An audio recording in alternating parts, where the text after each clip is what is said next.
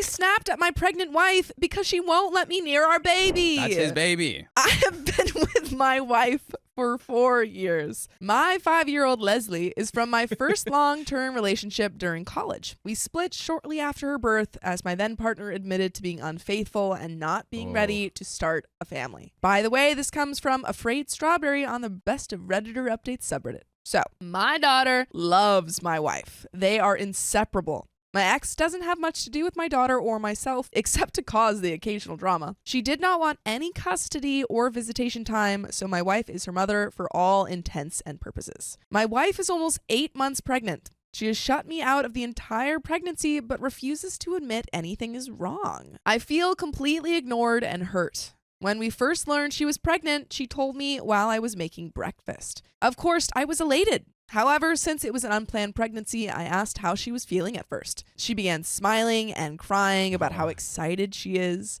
I picked her up, gave her a million kisses, and told her I was so excited to have a baby too, and what a wonderful mother she would be. All good, right? Nuts. She went all out to announce to everyone else, balloons and boxes, t-shirts, and best big sister mugs. I assume the casual announcement with me is because she wanted my feelings on growing our family before celebrating. However, when her sister asked about how I liked my box, my wife quickly said, "He didn't get one. This isn't his first rodeo." It was like pulling teeth to get her to let me go to the ultrasound appointments. She didn't want me to miss work, didn't want to interrupt Leslie's routine. Excuse after excuse. When it came to listening to the heartbeat, my wife instantly started crying happy tears. The tech was telling her how strong the heartbeat was, how precious our little one was, etc. I was feeling a bit emotional and cleared my throat to prevent crying. The tech said, "Aw, Dad, isn't that sound beautiful?" My wife immediately said, "This isn't his first child. It's not that special for him." Why is she gatekeeping? I immediately said, "This is one of the most important moments of my life. I can't think of anything more special." The atmosphere was clearly awkward after. Another thing that bothered me, I heard Leslie and my wife's mom laughing in the living area. I was in the kitchen making dinner. When I walked in and asked what the fuss was about, Leslie was touching my wife's stomach and was laughing with excitement that the baby was moving and it would be so cute. My wife let my daughter and mother-in-law feel the baby move before me. I was hurt, but simply said how happy I was. Later that night, my wife was poking her belly and laughing. I asked her to feel as well, and she said, "You felt Leslie move as a baby. What can be better than that? She was the cutest baby ever." She has felt pretty poorly throughout her pregnancy, but refuses to let me help her. If I bring her a snack and drink, she offers it to our daughter. If I try and rub her feet or legs, she asks me to play with our daughter so she doesn't feel like she's being replaced or ignored. I simply do not ignore my daughter. We have bonding time. I'm an active parent, but I want to love my wife. She can hardly eat, but when I asked her what I can prepare for her, it's whatever Leslie wants. We went to the zoo with Leslie and my wife started feeling bad. She had cramps and was considering going to the hospital, severe nausea and dizziness. I carry her to a bench nearby and she began to cry, saying she can't even stand up. I told her, "Let me call an ambulance or I'll carry you to the car and drive you." She said she didn't want to ruin Leslie's trip and we didn't even make it to the aviary, Leslie's favorite part. I said I wasn't leaving when she asked me to continue to go through the zoo with Leslie. We sat for a while until her dad showed up. She didn't even tell me he was coming, and he took her to the doctor. I was shocked and followed them with Leslie. When we arrived, Leslie was upset about missing the aviary and pouting. At that point, the health of my wife and unborn child were my concern. I really didn't care Leslie was upset. My wife was irate that I made Leslie miss out. Another example, we were watching Leslie play in a local kid's sport. I asked her, "Do you think our kid will be athletic, artistic, enjoy science or math?" She said, "This is Leslie's moment. We shouldn't make it about someone who isn't even here." Wow. Leslie was on the field. We were sitting in the stands. We had both waved to her, held up our sign for her, everything. I just wanted to talk about our baby. When her bump was really showing, she would always show it off to anyone who wanted to look. Her family, friends, siblings, etc. "Do you want to see my bump? I'm huge. So excited. I can't believe it's only X more weeks." They all touch her bump, talk to her, etc. Her parents come and read or tell back in the day stories. They go to the beach, 1,000 bump pictures posted on her friends' social media accounts. So ready to be an honorary auntie. Her sister said, "Wife puts the B in bump and beautiful." If we go out together, she wears the loosest clothes, so I don't see it. I'll even see her pull her shirt down when she sees me come into the room. She sat on me the other day after being playful in bed. Her bump was right in my face. I ran my hands up and said, "You're the most beautiful woman I've ever seen. You already are a great mom to Leslie. I can't wait to see you as our family grows." This was one of the first times I was really able to feel her bump, so I rested my hand there and said, "I love you so much already. I'm so excited to meet you. I hope you have your mom's eyes." She moved off of me and said, "I know ex-partner had a bigger bump than me. I bet it was fun seeing Leslie move all the time. You don't have to act like you care. I know you've done this before." What? She just seems incredibly jealous. I said, "I don't think about it that way. Leslie is special, but this is a completely new and different special because it was with her and our baby was someone completely new and special." Literally took the words out of my mouth. She began to leave the room and I could see her shoulders shake from crying. I am 100% positive she is not cheating, nor has she ever. I just cannot wrap my head around why she doesn't want me to be happy about this. The rest of the time is completely normal as long as I don't mention the baby. She's affectionate, initiates intimacy, brags about what a good husband I am and how great I've made this pregnancy. We plan for our future, have date nights, everything else. Unfortunately, we had a fight where I snapped. I had a break between clients at work, so I went to a local baby store and got a lot of things off of her list and Pinterest board. I came home and surprised her with flowers, a prenatal message certificate, and her favorite food, as well as the baby item. She seemed very grateful, but when I came home, the items were no longer there. She said she returned it to buy Leslie stuff, as she was going to feel left out. There's so many things to return. Getting your wife like all these thoughtful gifts, and then She you just come home, returns she's them. like, "Yeah, I returned all of it." I lost it. I cried for the first time in our marriage and yelled that having a child with her was the worst mistake I've ever made. That at least my deadbeat ex gave me the chance to know my unborn child. Oh, wow. Okay. Jeez. That I Dagger. didn't care about the baby because she wouldn't even let me bond with it. I do care, have since she told me, that I hope she was as miserable as she made me and that she better be prepared for a custody dispute. Whoa. She's a stay-at-home mom for Leslie. She simply said, "I know you don't care about the baby, but I'll die before you take my baby from me." What? No. I have begged her to let me interact with her/our baby. I asked her if her therapist had any insight onto why she's being like this. She said no, that she isn't doing anything. I told her what I said above, and she said I had those experiences already, so it shouldn't matter. I asked her if the baby was mine. I know it is. I was just being mean. She threw her phone at me and said, "Yes, go through it. I'll do a paternity test, whatever you need." I just called her parents and asked them to go to our house as we're having a disagreement and went to a hotel. I do not want to stress her or our unborn child. I really want to repair this, but I truly don't know how. I'm staying at an Airbnb for now until we can figure this out, but I truly don't know what to do. I miss her like crazy, and I can't even begin to understand why she wants to behave this way. I have apologized for what I said, but I can't take back what I said, and I worry about when our baby is born if she will even want to be a family with me or let me have anything to do with our baby. I spoke with a mutual friend who says she is very distraught and says she can't be a single mom, loves me, but her actions prove the opposite time and time again, even when I beg for change. And there are some comments and an update, but I have so many thoughts. Sheesh. Based off of her actions, it does seem like maybe these were the underlying thoughts that she was having, and he just kind of voiced them out loud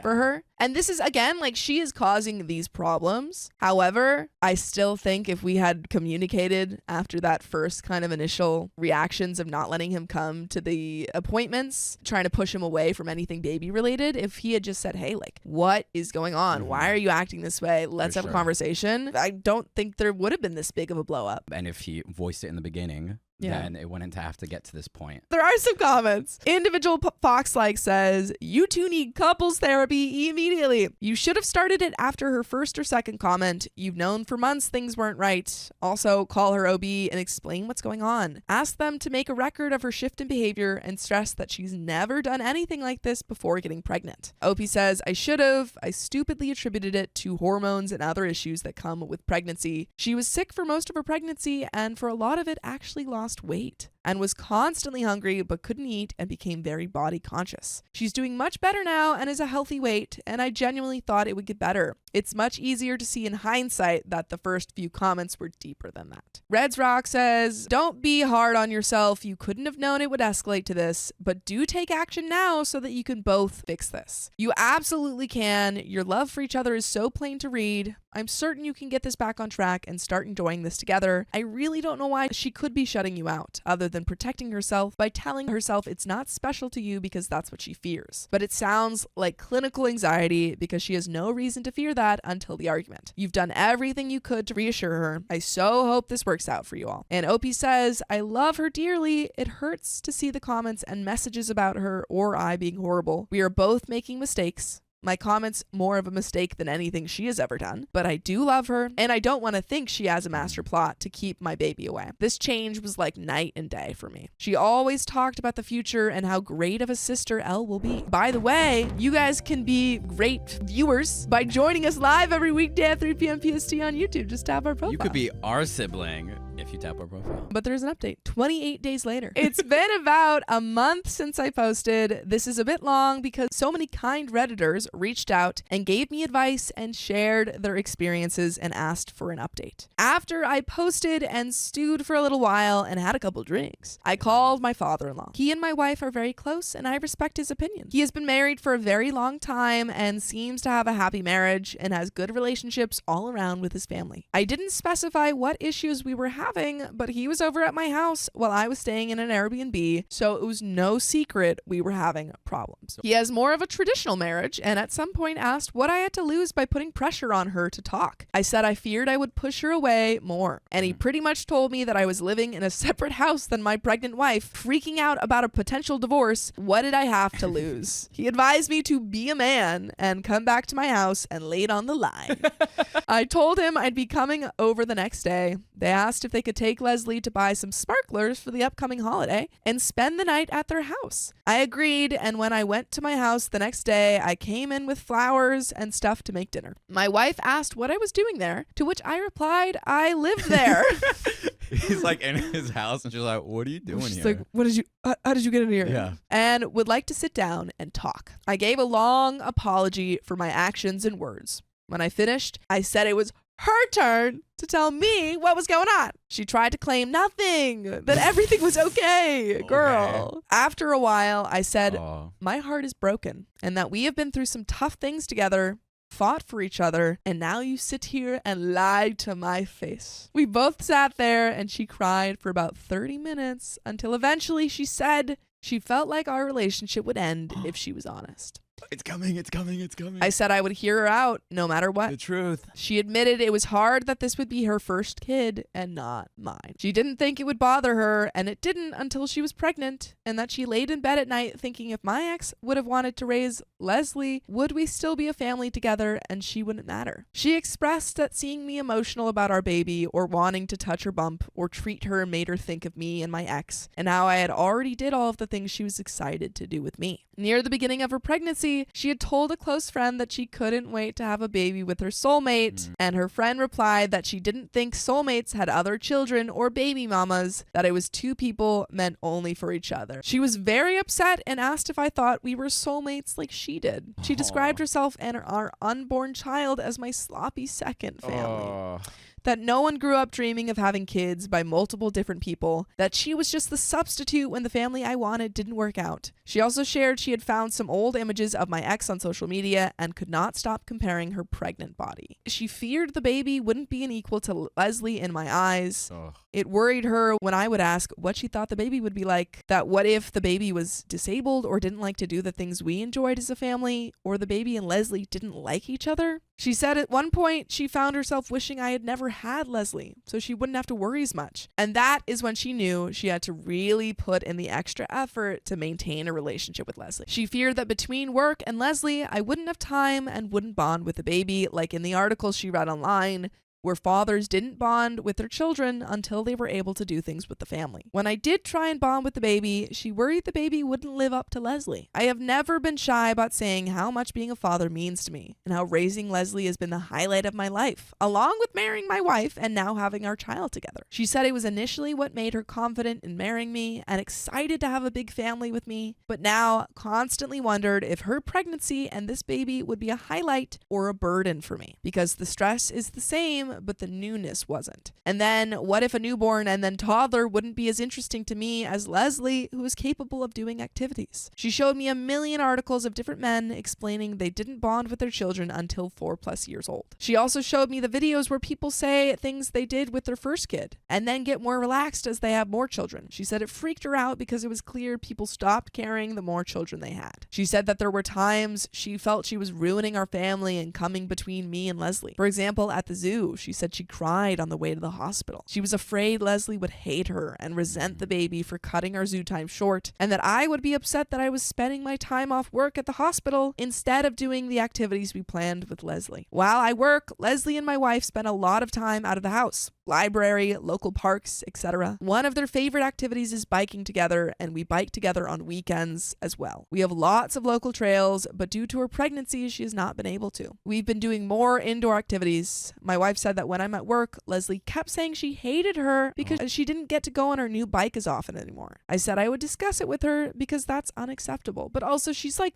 5. As a person who's babysat a lot of young kids, sometimes they just tell you that they hate you. And then like 2 seconds later, they're like, I love you. Yeah. My wife asked me not to since there would be so many changes for Elle soon, and it hurt her because she missed biking together as well. A couple of months ago, my wife asked me and Leslie if we wanted to read stories together. Leslie chose the first story I read, and my wife chose the second, her favorite childhood story, for me to read to the baby and Leslie, since it helps promote brain activity and helps with bonding. After that, I read another book of Leslie's choosings, and while I was at work the next day, Leslie ripped the pages out of the book my wife chose. She said she was going to tell me, but her friend, same friend who says we aren't soulmates, I'm so mad at that friend. Get that friend out of there. Said I would think she was making it up and that it seemed to her she was trying to come between me and Leslie. I asked her why she didn't tell me any of this, and she explained that she didn't feel comfortable telling me because her thoughts didn't even make sense to her. She wanted me to spend time with Leslie so she didn't feel left out or jealous, and when I did, she felt upset I wasn't spending more time with her. She loves Leslie but wishes we had our first kid together. She wants me around but also feels upset and guilty when I give her/our unborn baby attention. She said she feared that I would think she was trying to come between me and Leslie when she wasn't. By the time I realized something was truly wrong and started to ask what was wrong, if she needed therapy, etc., she said she realized she was acting poorly, but didn't want to admit to herself that she missed out on a lot with me, and doubled down as it was hard to face that she made her fears reality by pushing me away and not letting me care, and that she couldn't start over, that her first pregnancy was a somewhat bad experience because of her own actions. And then she doubled down. At this point, I realized how terrible I had been. I apologized for making her feel like she couldn't come to me about anything. She said when she researched her feelings, she found a bunch of forums where people were calling the poster evil for their feelings about their stepchild and feared I would feel the same. I mean, we have awful thoughts all the time. We have these awful thoughts that will, leak into our brain, and it's just about what we act on. I can't even admit these to myself, let alone my partner, who I fear that these fears are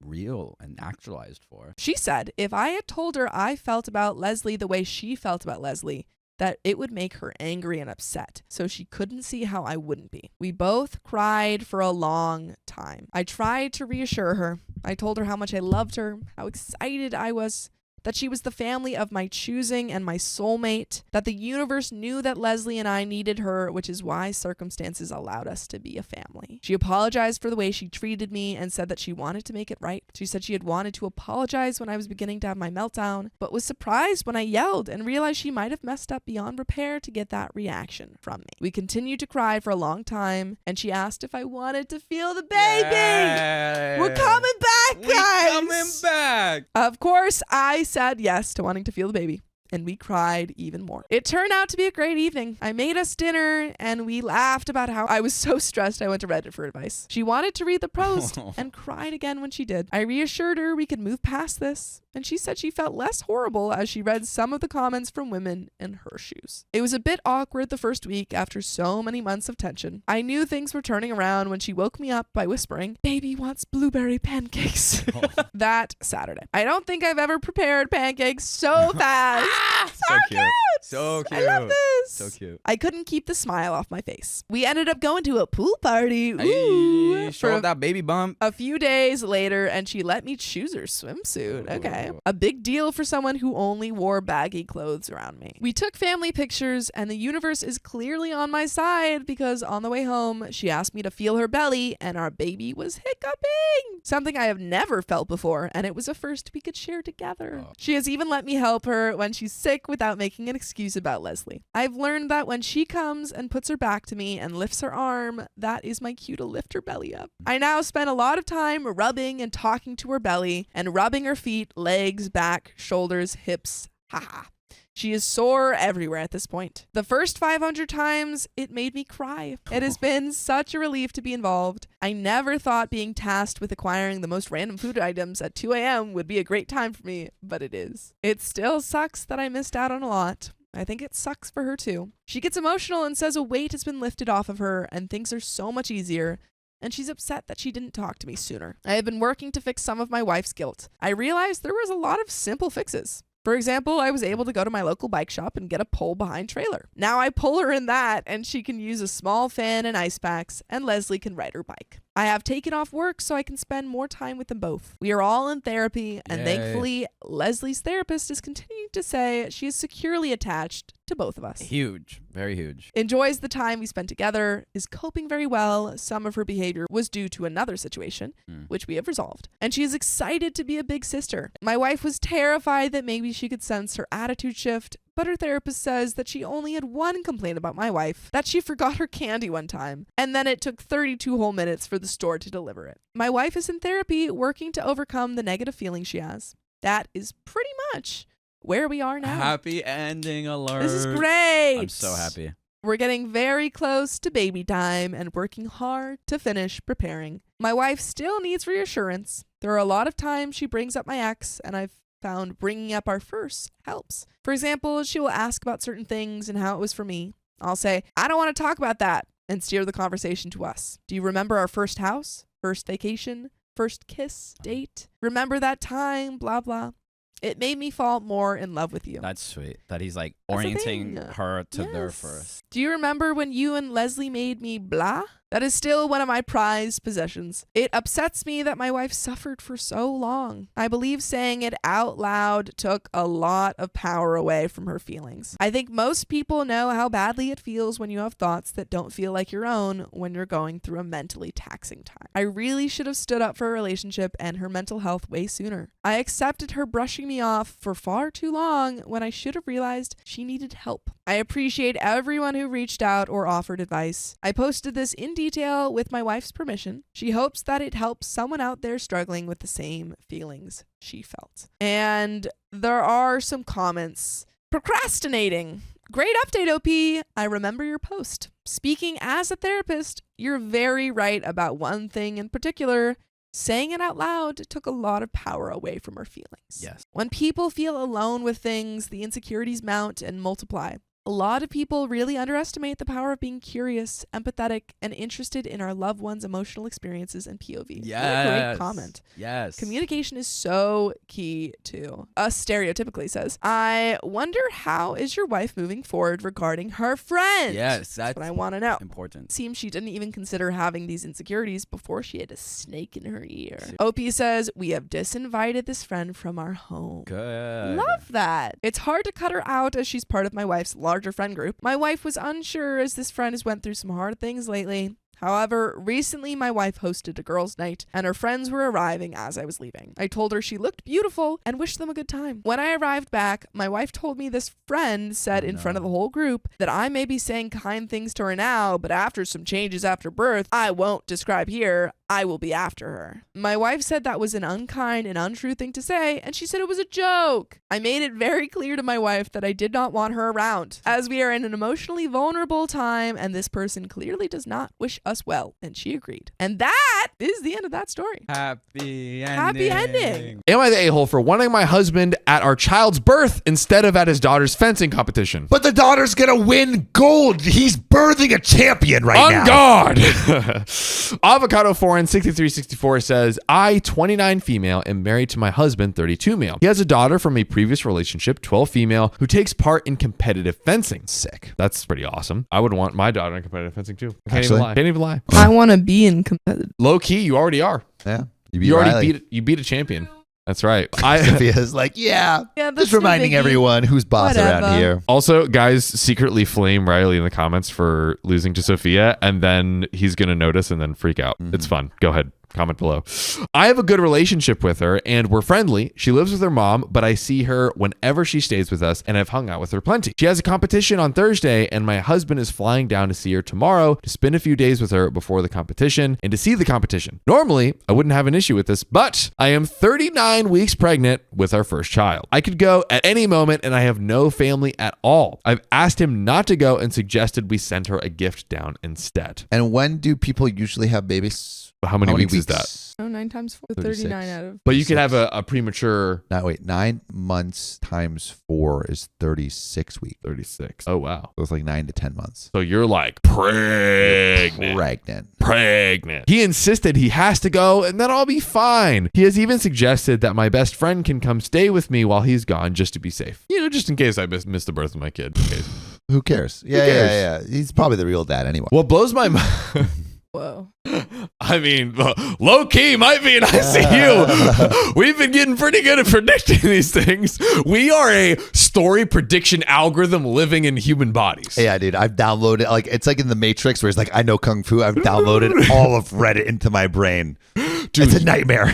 You will be able to like foresee cheating in all relationships. Just listen to, if you want to instantly predict cheating, just watch every episode. You're welcome. Watch every episode. I normally would live in fear.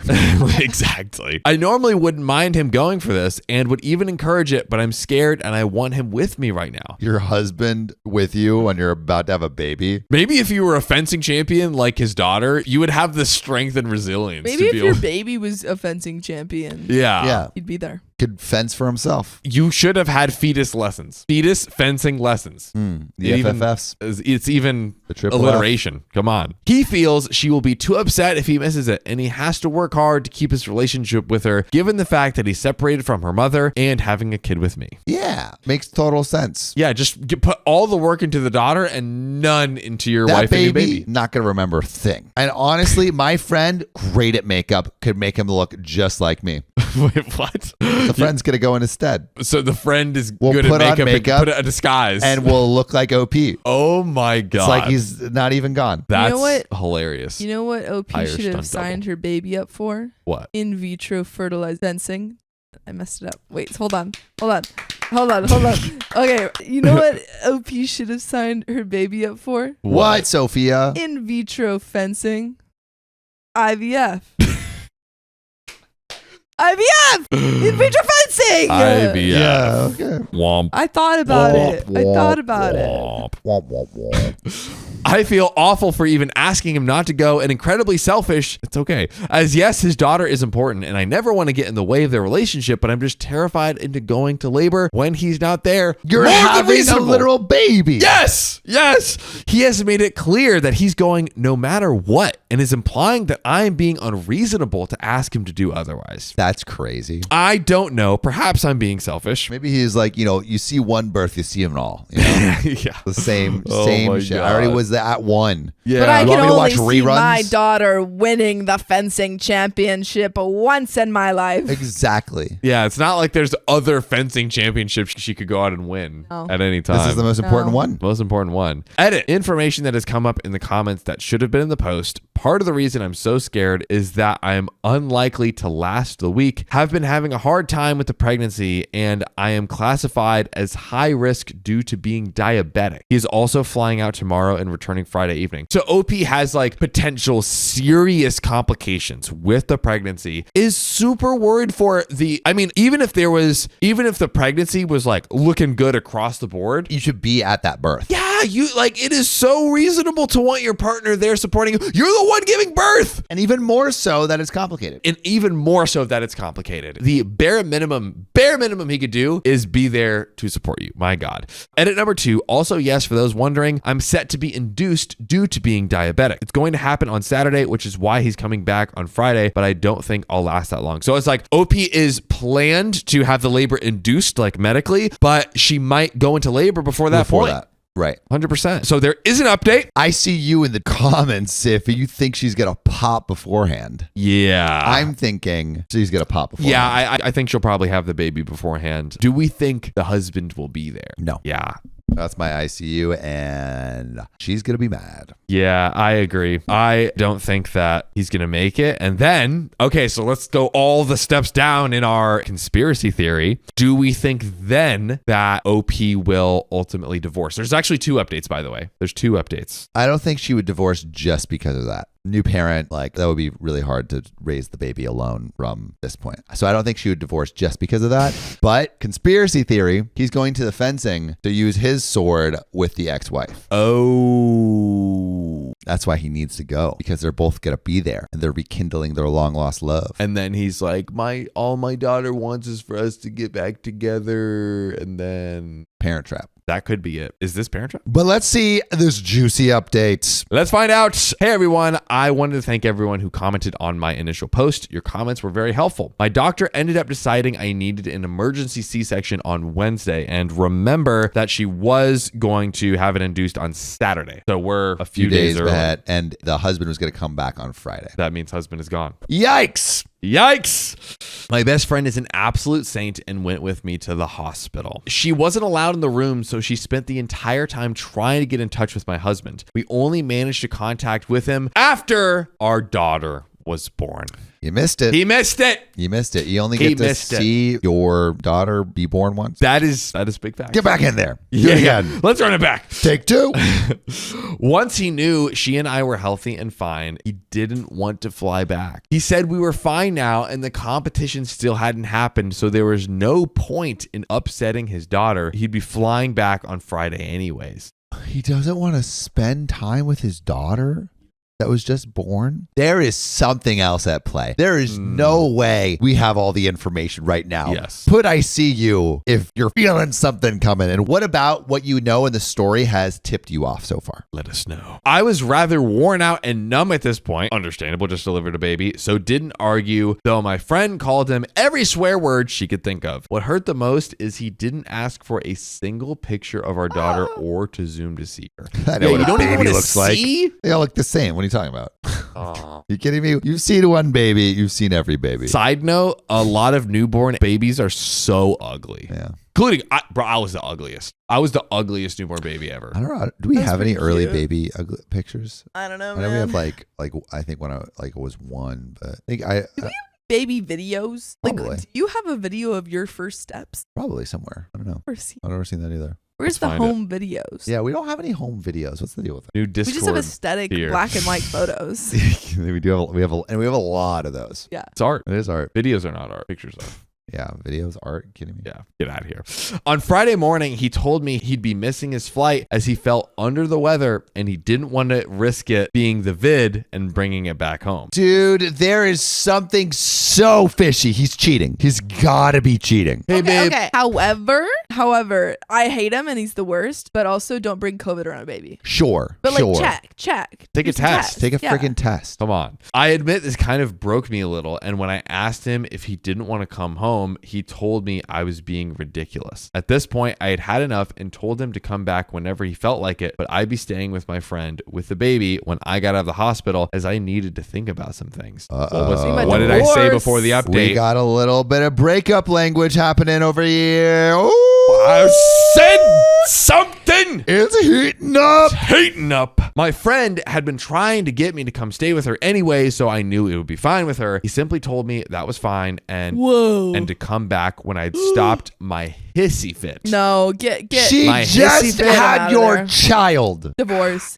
Divorce. I want to smack this man right in the. I want to kisser. challenge him to a fencing competition and destroy him. And I want to feed him peanuts and hope he has a peanut allergy. Yeah, I'm done. Not once has he asked to see our daughter or even showed concern for either of us following the emergency C-section. I grew up in care. A mother alone is better than no one, and I know that firsthand. I'm not going to try and make things work just for her sake. My best friend and her parents are currently at my home getting all my things and the baby things to move them to my friend's home. I've also decided on the baby's name. I wanted to name her Violet, initially after my best friend, Vi. My husband shot that name down immediately when he knew I was having a girl, as he felt it was an old lady's name, but honestly, I couldn't have done any of this without her. Honestly, I think Violet is a really cute name. And also, he's not there, so she can write whatever she wants. Yeah. And I don't feel like there's some names that are old lady names. That's not one of them. Violet's not an old lady name. It was in The Incredibles. Exactly. It's an incredible name.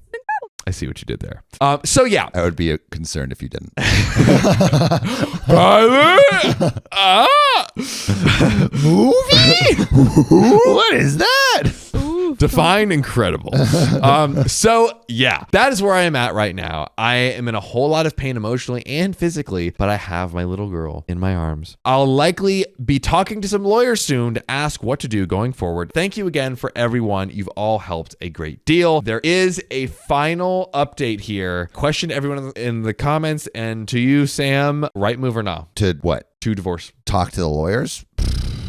Right move or nah? I mean, if it was me, I would be super suspicious Yes. of the husband, which I am. And I would get my ducks in a row a little bit, but I would hear him out first. Yeah, maybe it's saying something like, hey, listen, like, I cannot stay in this something is not adding up at all. And like any reasonable person would have been there. And also like all of these, like you saying like, you got to stay with the daughter. Like that's not any reasonable person would. Yeah. And it makes me very it makes me very worried for our ability to parent this child in the future if you're going to be so absent. So tell me what's really going on. Yeah. Really happening. Which I feel like maybe we'll get it an update. Ooh. How things are now. Hi, everyone. Thank you all for your support and messages. Sorry I didn't post sooner. I debated on posting an update, but I figured that I should, as I know many of you were worried/curious. This will likely be my last update. Thank you all. So, Violet and I, the baby, are doing good, all things considered. My friend has been a godsend, and we're still staying with her, and she has even been talking about the two of us looking for a bigger place together, as this isn't an ideal place for a baby as Violet gets older, as the two of us are in a tiny guest room at my friend's place.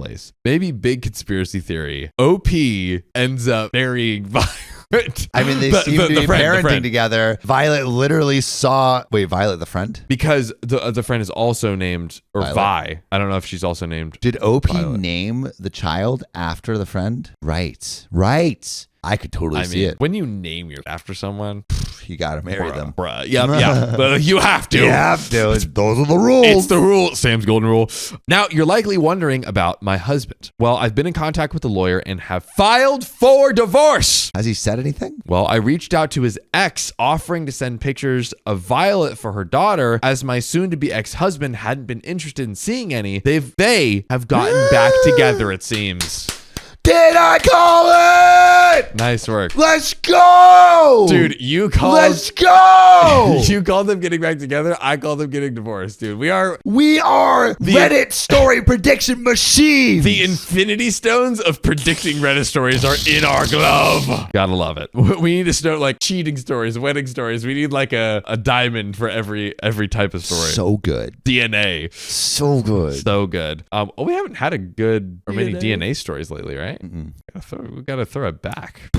I know many of you suggested it, and you were right. He still hasn't seen Violet and shows no interest. My lawyer has all the messages and every shred of proof that could be useful in the divorce and the matter of Violet's custody, though I doubt there will be any issue in me having full custody, given he hasn't even wanted to see a picture of her yet. Now, about Violet's surname and birth certificate status, she has my surname and he isn't on the birth certificate. He isn't acting like a father and has no interest in her, so it seems. Thanks, everyone. If you have any questions, let me know.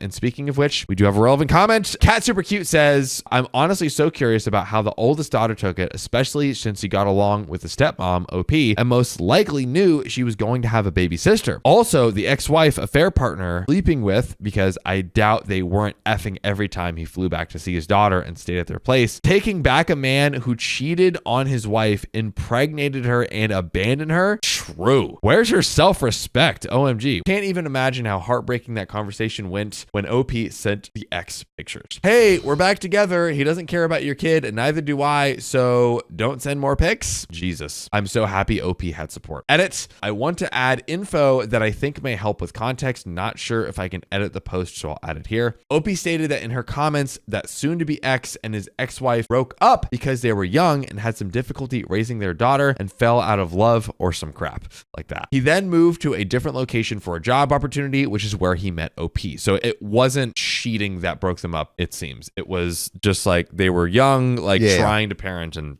relationship difficulties. OP said that soon-to-be ex would stay at his ex-wife's house whenever he would fly back to see his daughter. Many commenters pointed out that it was fishy and most likely how the affair started, as it's unlikely that he made the decision to leave OP and return to his ex-wife within the span of a week. I agree. That was a beautiful ending. Beautiful. I needed that ending. I mean, kind of tragic for OP. Tragic, but a goated Reddit story. In terms of, and just in terms of the insane behavior. And the, everything that happened. It sucks for OP. OP, I'm sorry. But just know that you have entered the halls of Reddit story greatness. The fame.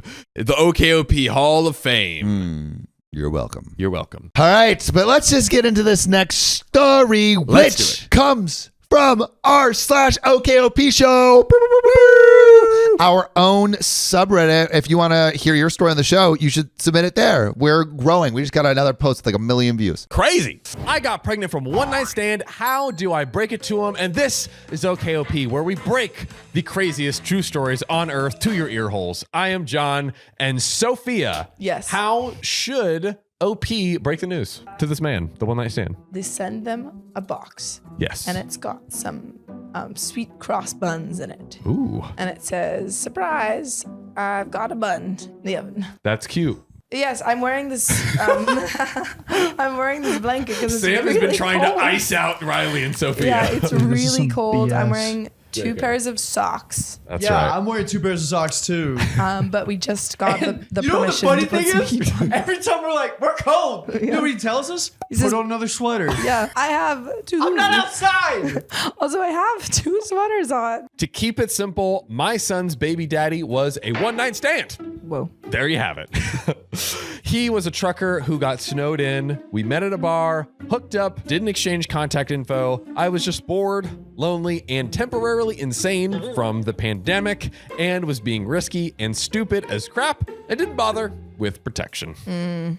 I look at you. So there you have it again. Love my kid though. No regrets there. Glad I didn't get an STI. Sorry. Yeah. When I realized I was pregnant, I thought long and hard about it and decided to keep him. Thanks, Catholic guilt. It's not strong enough to stop me from doing it, but strong enough to keep me from the kid. Ain't that Catholic guilt? Ain't it? Lol, JK, love my kiddo and kept him because I wanted him. Aww. I make a decent living. Child support would help, but we can get by without it. I didn't expect to ever see the baby daddy again, and I was okay with that. Kiddo has my last name. I didn't know his. I was fine with being a single mom and dealing with everything myself. To be honest, some of my friends have crap baby daddies and they and their kids are better off without them. I feel like Kiddo and I are better off on our own than trying to add someone to the mix anyways. At least that's what I told myself. Something coming? At least The pot is until stirring. now. But my friend who works at the gas station just happened to see him. How? How did the friend know what they look like? The baby? Like, did she describe the way? Or maybe that friend was there that night Wait, where were they? At a bar. working at the gas station.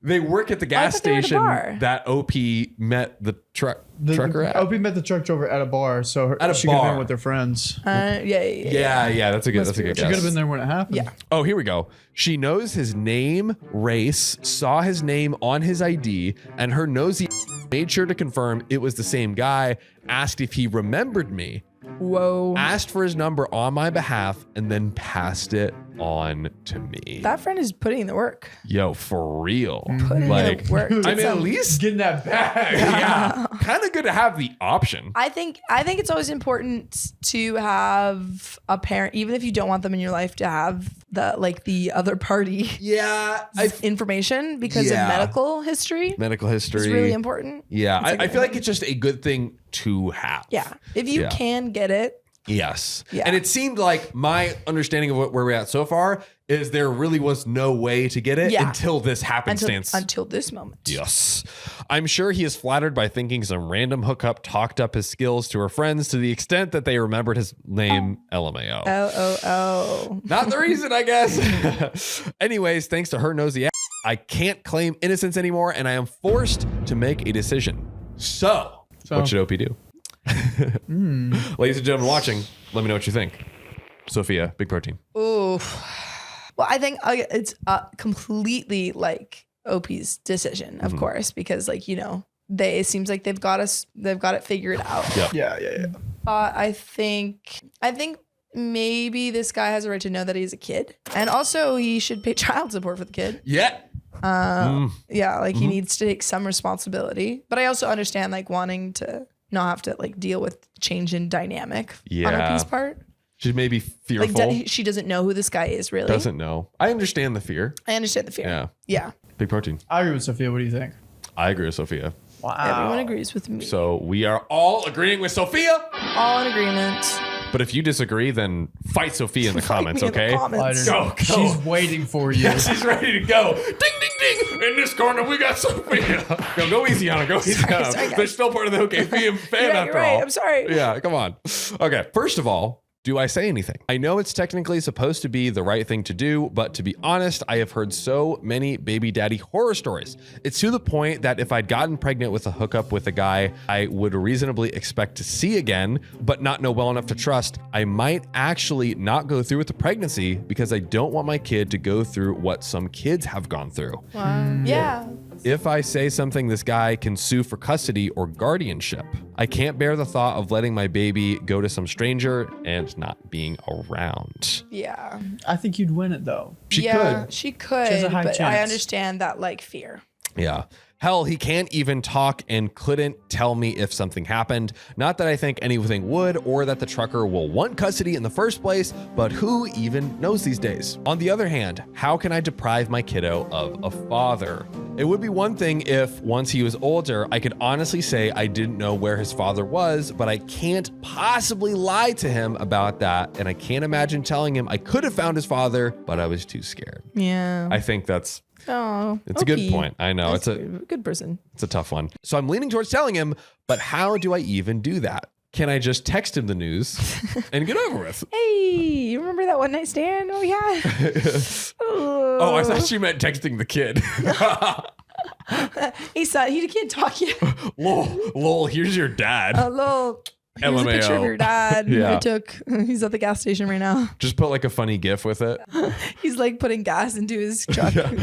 Some sort of Michael Scott surprise meme or something like that. Yeah. Should I try to see if he can meet up next time he passes by and tell him face to face? Okay, she is talking about the guy. Is there any kind of legal crap I should be aware of with this kind of thing? Yeah, in case you couldn't tell, I went from giving no Fs during the pandemic to giving too many Fs about everything as a mom, and no matter what plan I make, I just keep thinking of the ways things might backfire and somehow hurt the kiddo. I think it seems like OP wants to tell this dad. Yeah. I think that seems I think it's a good thing to do because at this point, again, earlier it was she could go on the manhunt to find him, but ultimately she didn't have his contact info. Yeah, no. At that point, that was a little bit too, you're dealing with a kid, single mother. Yeah.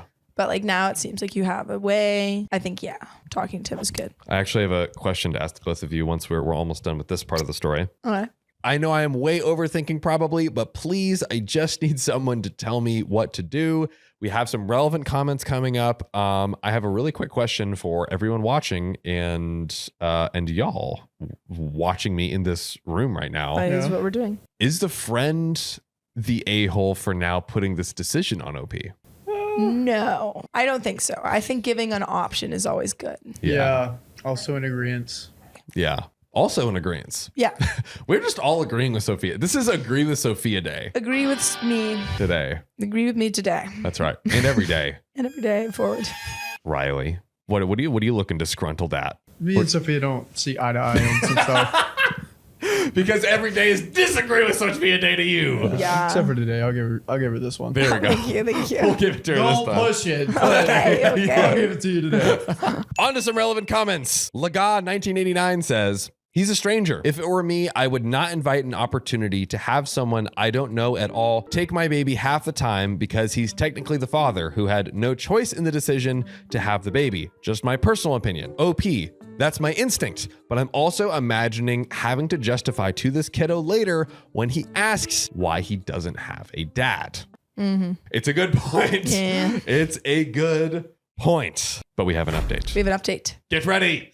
I'm ready. This is my first post. It didn't get a lot of comments, but I wanted to let you guys know how it turned out. Yes. Yes, So we intrigued. always love that. And also, how long has it been since the first one? About a month. About a month. Yep. Yeah, this was in, this current update is October 28th, 2023. I forgot the password to the first throwaway, so I had to make a new one, but it's still me. So a while back, I had posted here asking for advice about how to tell my baby daddy I have his kid. After figuring out how to run a background check and seeing there was no criminal history, which Smart.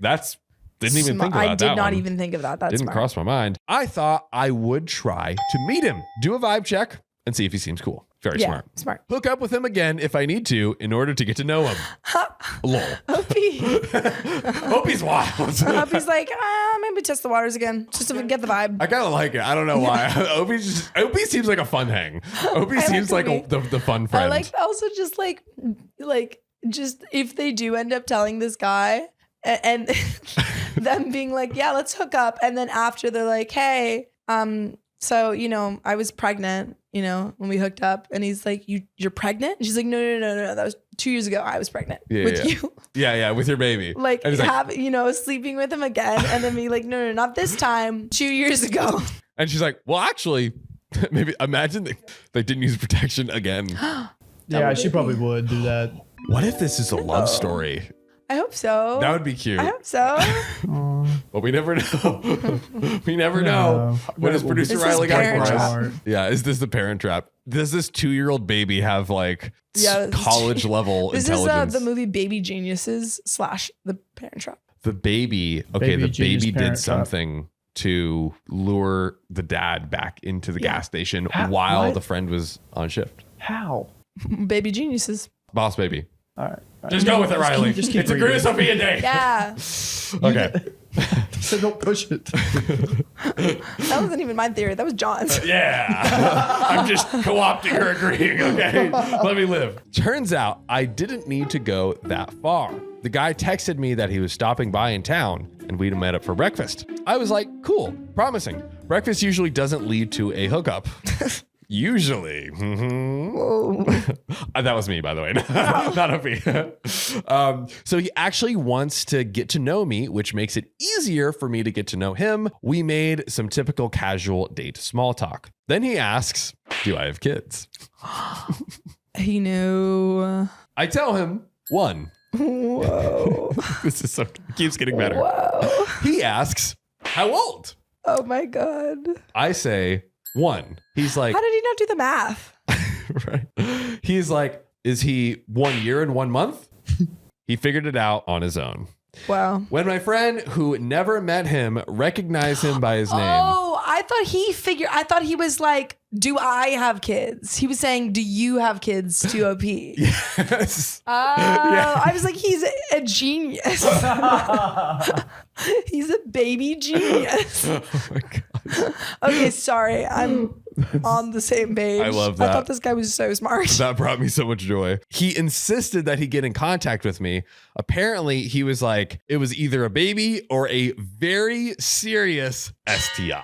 Oh. Yeah, he put the pieces together with the friend. Yeah. That This makes isn't sense. his first rodeo. Yeah, he's like, He's like, my game ain't that great that you want my contact info again. So I just came clean and told him everything. I haven't introduced him to the kiddo just yet, but I showed him a picture. He agrees that the kiddo is the cutest kiddo oh. and that he looks like him. we agreed to get a paternity test. He is definitely the baby daddy because he's the only Asian I've been with, and kiddo is definitely part Asian. But I don't blame him for checking since I know women will lie about these things like that. He doesn't seem like he doesn't believe me. He just wants to make sure, which is fair. It's fair. Baby daddy says if kiddo is his, he's fine with paying child support and just having visitation until I trust him more. Hold on. Green flag. Green screen flag. Green we screen learned that you flag. guys can't, it just ripples the background like a warp in time space, but that's awesome. I like this guy, like this this guy, tricker yeah. dude. I think he's aware of like, hey, I could see how she'd be probably worried. And, I want to put her at ease. And if he's trying to figure out how to get with the kid, this is the way to do it. Yeah. Low key, I feel like his name's Brian. Brian? Gives off Brian vibes. Giving Brian Brian vibes. He lives in his truck apparently, so no judge would give him any custody until that changed. That's true. Yeah. Probably. It's like Yeah. home truck. Yeah. Those trucks are nice though. Yeah. They got 6 that I would love to like go around in one of those. It'd be fun. So that's how it is. I didn't really get the choice to decide on my own terms whether to introduce them or not, but so far it all seems to be working out. Chill. And there is an additional content from OP with her permission to have it posted here.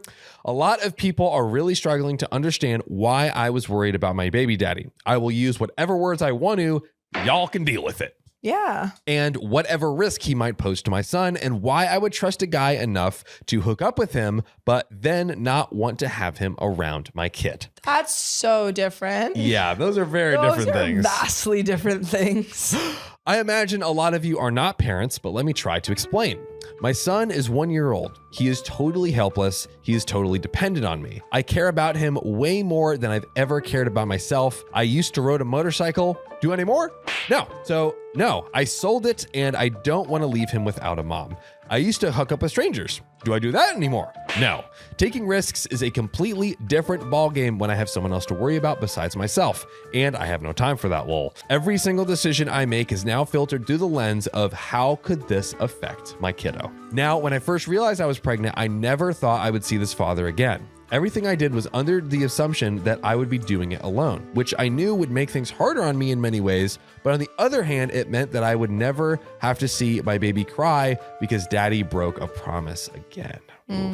And like I see where like OP mentioned many times that they've seen this happen to other couples and like they don't just have, has this fear. Like I could totally see if you see like multiple friends go through it, you're like, yo, you're like, oh, I'm afraid. Like, exactly. I understand that fear. It was what it was, pros and cons. I knew I'd have to explain to my son someday that I didn't know how to find his father, and I was prepared for that. What I wasn't prepared for was ever having to make the decision of introducing my son to his father or not. That is a whole different ballgame. It was like the rug was pulled out from under me. I couldn't say, oh, it is what it is, pros and cons anymore. I'd have to make a decision, and my son would have to live with whatever decision I made. That wasn't something I took lightly. Of course, I would rather that my son have a good father than not. 2 loving parents are better than 1, but I didn't know.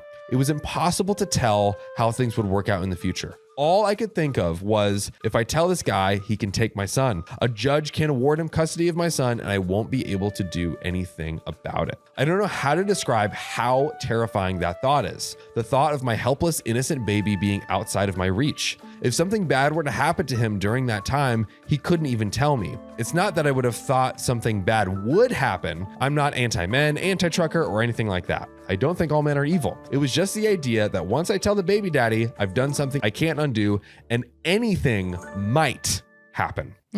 You can think I'm horrible, selfish, a narcissist, the quote unquote worst kind of a female, whatever. None of that matters to me. What's best for my son is the only deciding factor. And in case you didn't realize, I eventually did make the decision to reach out to the baby daddy. I did want to get to know him a bit before saying anything, but when he figured out, I didn't lie. I could have, but in the end, I decided kiddo deserved to know his dad, and if I lied right then and there, I could be throwing away that chance, since he clearly only agreed to meet with me because he figured out what had happened. I didn't feel like I did anything wrong by being cautious about it. Anyway, hope that clears things up. Y'all might not still like me or understand me, but that's how I feel. We have another update that we're going to dive into after this. But how are we feeling about that? Let us know in the comments below if you or someone you know have been in a similar situation, because it's like a tricky situation. Yeah. I think that anyone who's saying that OP is in the wrong not Yeah. correct. Because this is like a door you go through and you don't go back out of. Yeah. Also, Yeah. OP is very aware or like very worried for their child and Yeah. trying to protect them. And it's totally valid to be like, this is a stranger I don't know anything about, and to be cautious going into that. Also, to be clear, like OP kind of like had the fear, then ultimately decided, you know what? You know what's best. Yeah. I should tell the father because A, the father should know. And B, Yeah. I don't want, in the future when my son is like, oh, hey, do I have a dad? Knowing that it was me that ultimately kept that no, from him. I feel like OP did everything right. And it's just like, Yeah. I get it. I get the fear. Yeah. And I get the ultimate decision to tell. I feel like OP did the right thing here. I agree. And I agree with that, Sophia. Amazing. I I agree agree. with you. And I so agree too. Yes. Agree with Sophia Day continues. I'm becoming so powerful. Do you agree with Sophia? All the Let us know in the agreements. comments. Yeah, again, if you want to argue, I mean, it is agree with Sophia Day, but, She's ready to fight It'd you. be Come kind of awkward if you didn't agree with me. that's all right. Well, drop a comment below, all right? We'll see. Or drop a comment below if you agree. Especially drop a comment below if you agree with Sophia. But on to the updates. Some people asked me for more updates on the story. This update isn't a very exciting, but to be honest, I didn't expect any of this to be very exciting to strangers outside of the handful of people who originally gave me advice. I'm deeply invested. Yeah, we are all deeply invested, OP. I will be posting updates from here from now on until I don't feel like it anymore. Anyway, the paternity test came back positive. Wow. Yeah. What? Crazy. Duh, OP says. And the baby daddy, I should start calling him by a fake name. I'm going to call him Steve from now on because one person's comment made me laugh. Immediately flew to my place and showed up on my porch with a dozen roses. Aww. Wait a second. He confessed that he had never stopped thinking about me since our first encounter. Oh my God. And I confessed the same. Oh. Uh-oh. Cute, wholesome ending territory. You didn't make that up, did you? Huh? You're not Did you make that lying up? to me. Nope. Yeah. I'm reading the actual sentence. Okay. I'm not yanking your chain today, y'all. Oh. Riley is traumatized by me yanking his chain, thinking the story is not the story. This makes me happy. There we go. We immediately want to go make another baby. Oh. Whoa! They went to go make it.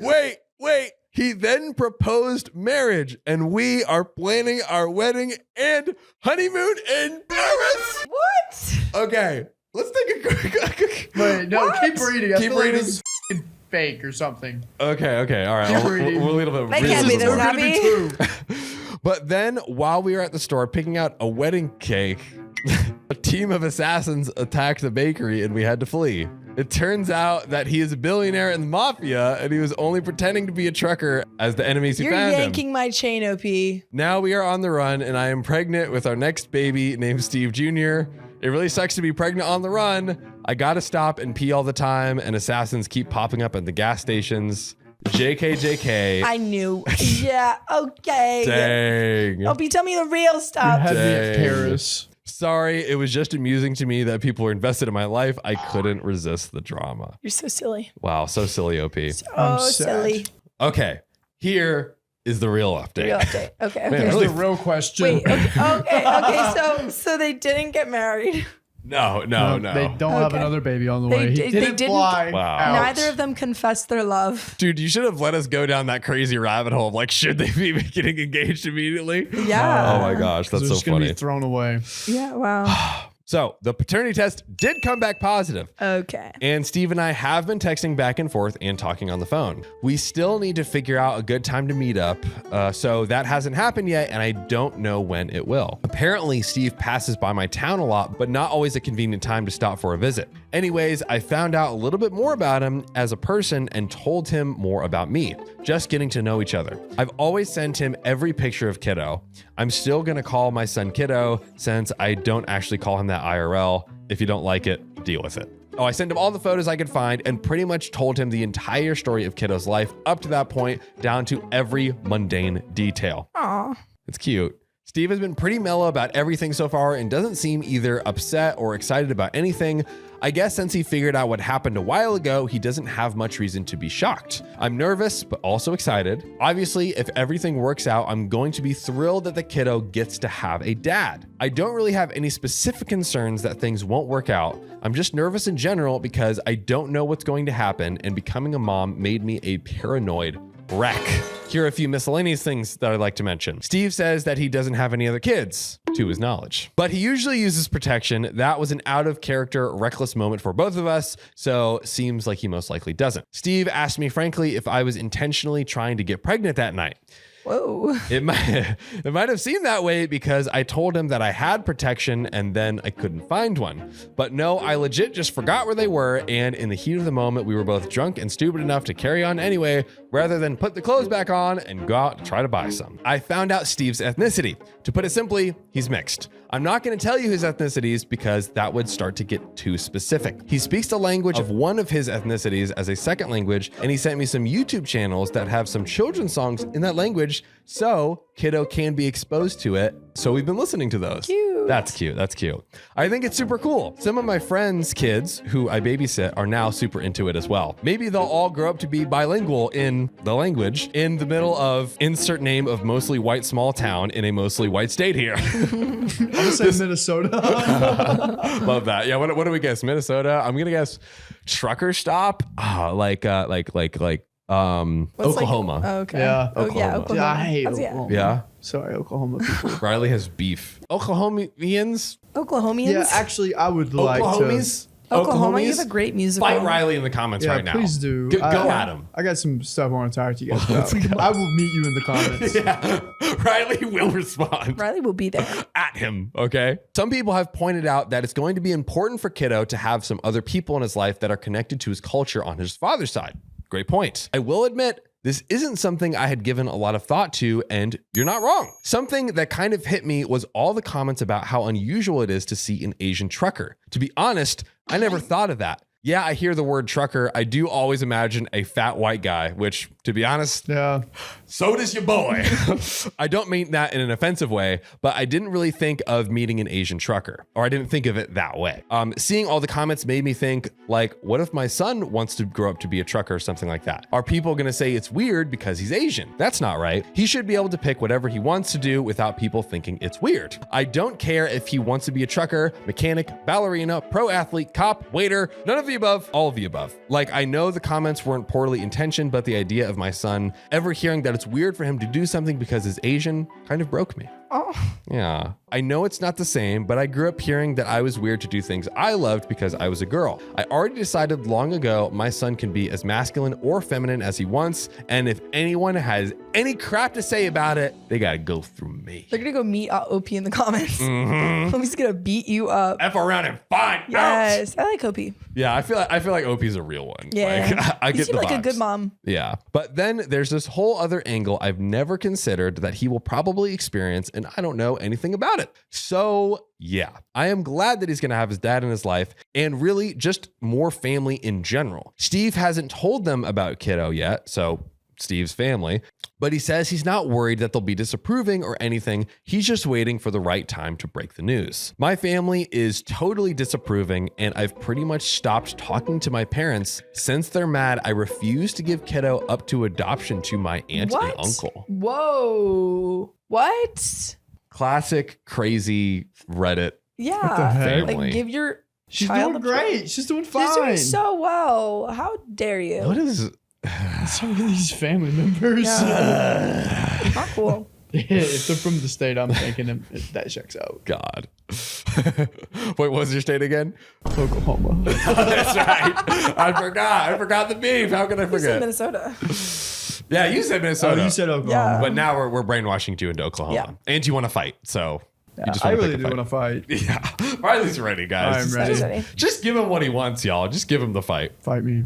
I am totally rambling now, but I guess the other thing people commented about was child support. Turns out Steve isn't doing very great financially right now, and his family is going through some serious hardships that he's been helping with. So he asked if he can back pay child support later. I just told him not to worry about it.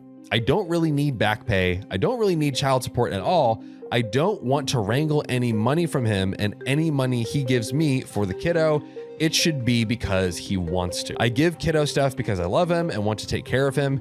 If dad gives him anything, it should be for the same reason, not because he has to. I also told him just in case, if he doesn't want to be kiddo's dad, he can walk away right now and never contact me again. I won't go after him in court or anything. I don't want to introduce kiddo to any father who thinks of him as a burden or an obligation. He assured me he genuinely does want to meet him and be a part of his life. So that's good.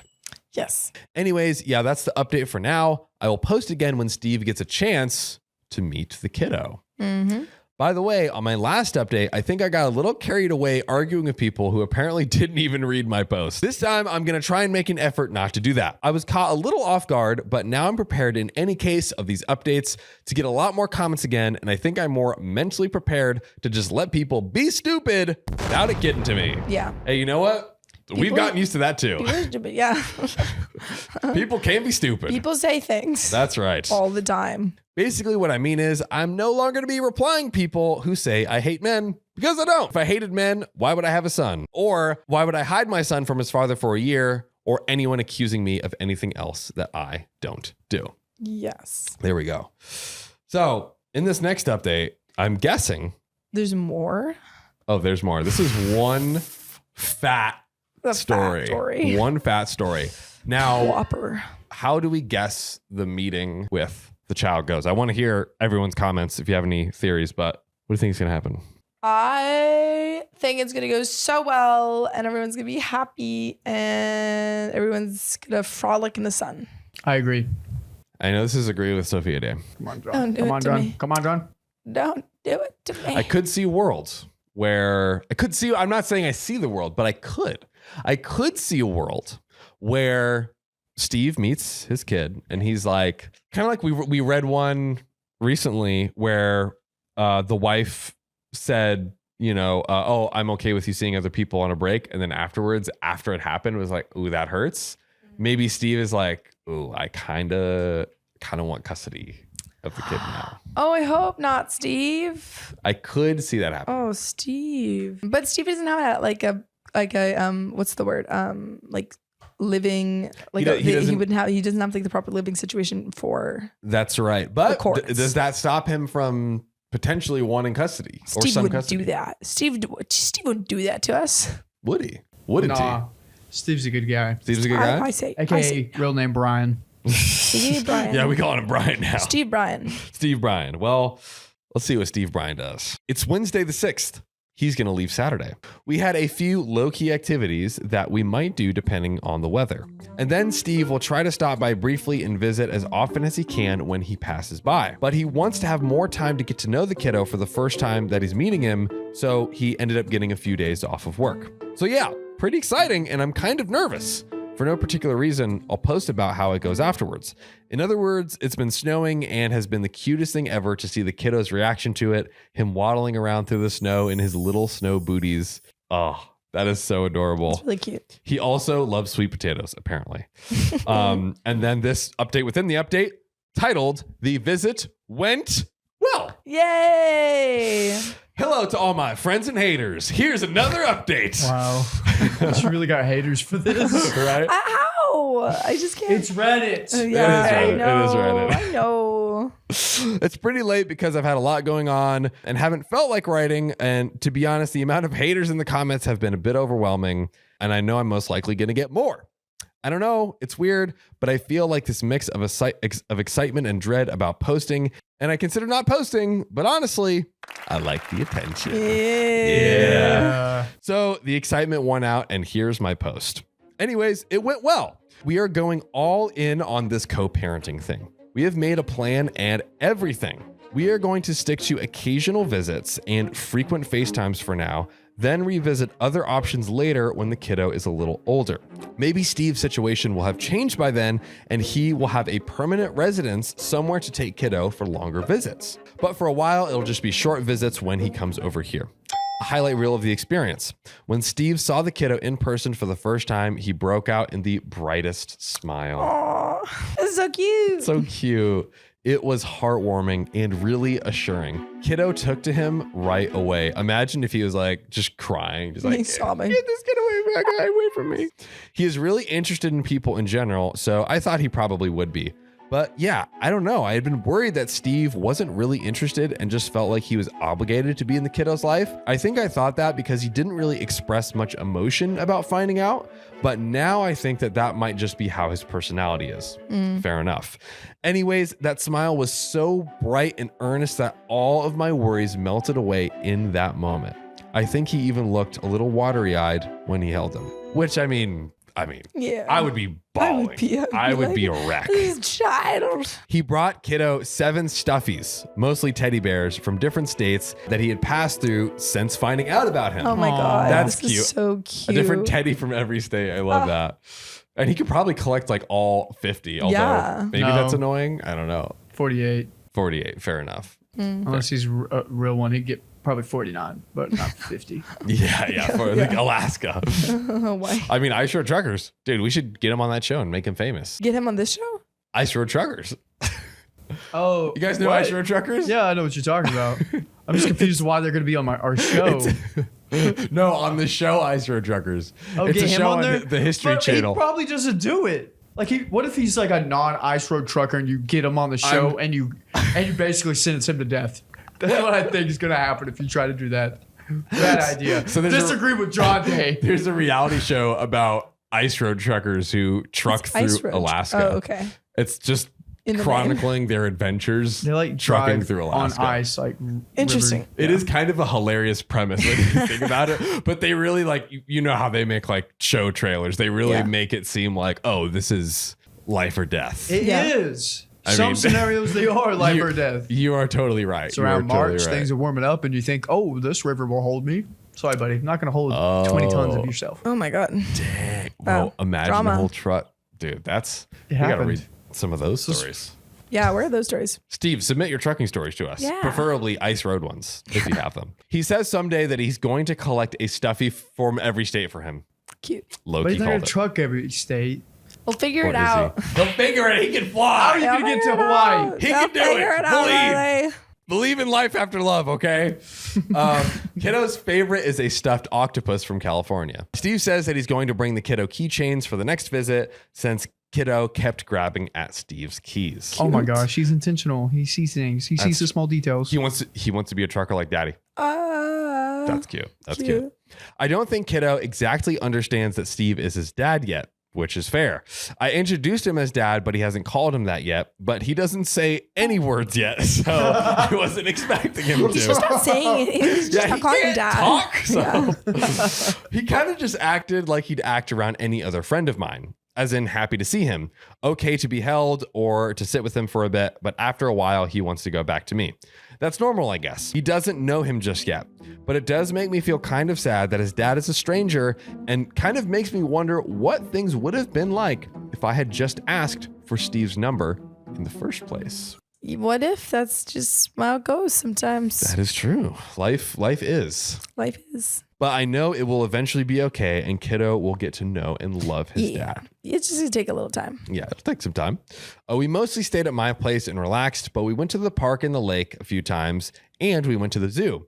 It was the kiddo's first time going, which has to be so like wild for a baby. You're like, what are these giant hairy What are these creatures? animals? Hello? They don't even know what animals are. Yeah, crazy. I wish I could explain the look on his face because it was so adorable. He is at such a cute age where he's totally fascinated by basically everything. Every new animal he would look at, he would point at it again and again and then look back at me like, holy crap, mom, are you seeing this? It's so cute. Cute.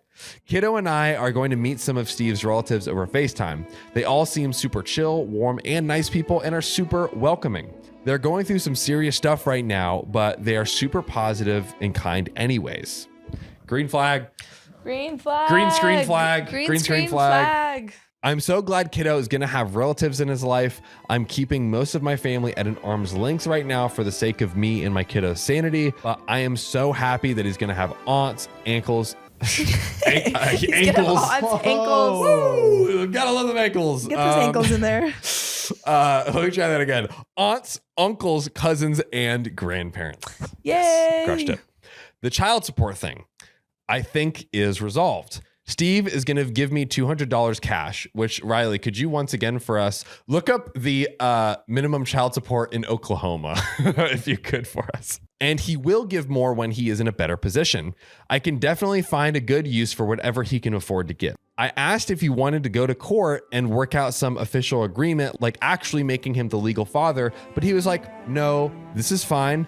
I trust you to handle things between ourselves. Another great sign for him. Nice. So it looks like that's what we're going to do. He'll give whatever he can and when he can give it. Nice. Did we get an answer? Oh, like cutoff what do you age make? is 20. Oh, must be paid until the 18th birthday. Interesting. The easiest Oklahoma child. Your number Damn of it. Oklahoma's a overnights? child What does support that mean? calculator. What the? Your Is this like number a of- state by? This is every How state. much does a trucker make? I feel like they actually make pretty decent income, like relatively speaking, like Trucker 50 to 70. salary. But it seems like it couldn't be like a top earner Yeah. because he's living out of the truck. Maybe 60K, so 60,000. like 5K a month he makes. The other parent, so if he's making like 5K a month, he should be paying like 650. But he's probably not making that. What does overnights mean? And also, it sounds like he's giving a lot of money to his family right now. Yeah, that's true. So probably up maybe of that 5,000 that he could be earning. What if he's giving like $2 or $3 grand of it a month Yeah. to his family right now, or more? I mean, Yeah. crap, or more. Oh, if you have 6 kids, you're not doing so hot. Wait, 6 kids is only $1,265 a month. That seems so low. Oh, but your number of You're making- overnights. Yeah. Bring it to 0. Look, This is look fun. at this, look at this, look at this. Like around 145. It's there, but if 145. it goes, Oh, so if you're caring for the kid like more than like 180 days or something, more than 183 days. 183, you don't have to pay anything. Yep. 'cause you're Which, there. but you're already like you're feeding, Yeah. you're Like driving, you are you're supporting your child. You know, you don't have to pay for childcare. Yeah, that makes sense. He's not going to be able to visit for Christmas, but he's going to come by sometime before Christmas and New Year's, and we'll have a small celebration. It's not like the kiddo knows when Christmas is actually supposed to be, so it works out. Okay. Perfect age for him. Right? Honestly. Okay, now here's the thing that some of you are probably going to judge me for, but Steve and I actually did end up hooking up again. I'm not judging. I'm happy. But we did use protection this time. Okay. I thought you were gonna say, Pregnant but I hate him pause. now. Ooh. In my defense, I haven't done it in like 2 years, and I'm never again going to hook up with a random stranger or hook up without using protection. And just to be extra safe, I'm going to try to go on birth control too. But I don't want to give up sex forever just because I'm a mom now. So whatever, judge away.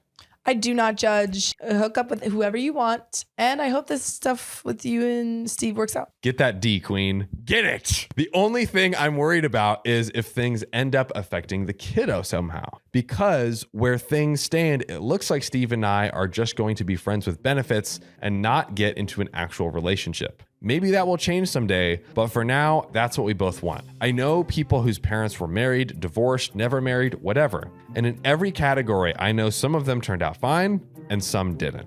I don't think there's any one situation that's best for every family. But I've never actually met someone whose parents were friends with benefits or met anyone in a friends with benefits relationship who is co-parenting with them, which I feel like is probably pretty common. I feel like there's all sorts of relationships out there. Yeah. I don't think that it's a very common situation. Maybe in poly relationships, it's more common. I don't know any poly couples in real life though, so that doesn't change much. Anyways, I don't know why it would be a bad thing for kiddo really, but maybe I'm overlooking something. I mean, I guess if one of us wanted to end things, it could get messy. Maybe. I'm not the drama queen type, and he doesn't seem like it either, and that could affect the kiddo, but that happens to actual couples too, and probably even worse. Anyways, that is basically everything. Whee! Wow. What So, a meaty Turned out story. pretty nice. Yeah. We got a fat, juicy, pregnant story. Yes. Pregnant with juicy details. I know juicy details. And it was just delivered to our ear holes. Everyone watching Sophia Riley, now that we have the full perspective, how did OP handle this situation? I think excellently. Yeah. I think 10 out of 10 stars. Yes. Yep. She protected her child. Yeah. Yep. She looked through everything, took it very slow. Seemed like Steve is a good guy. Seems like Steve's Turning a good out guy. every checkpoint he's like passed. Yeah. Yep.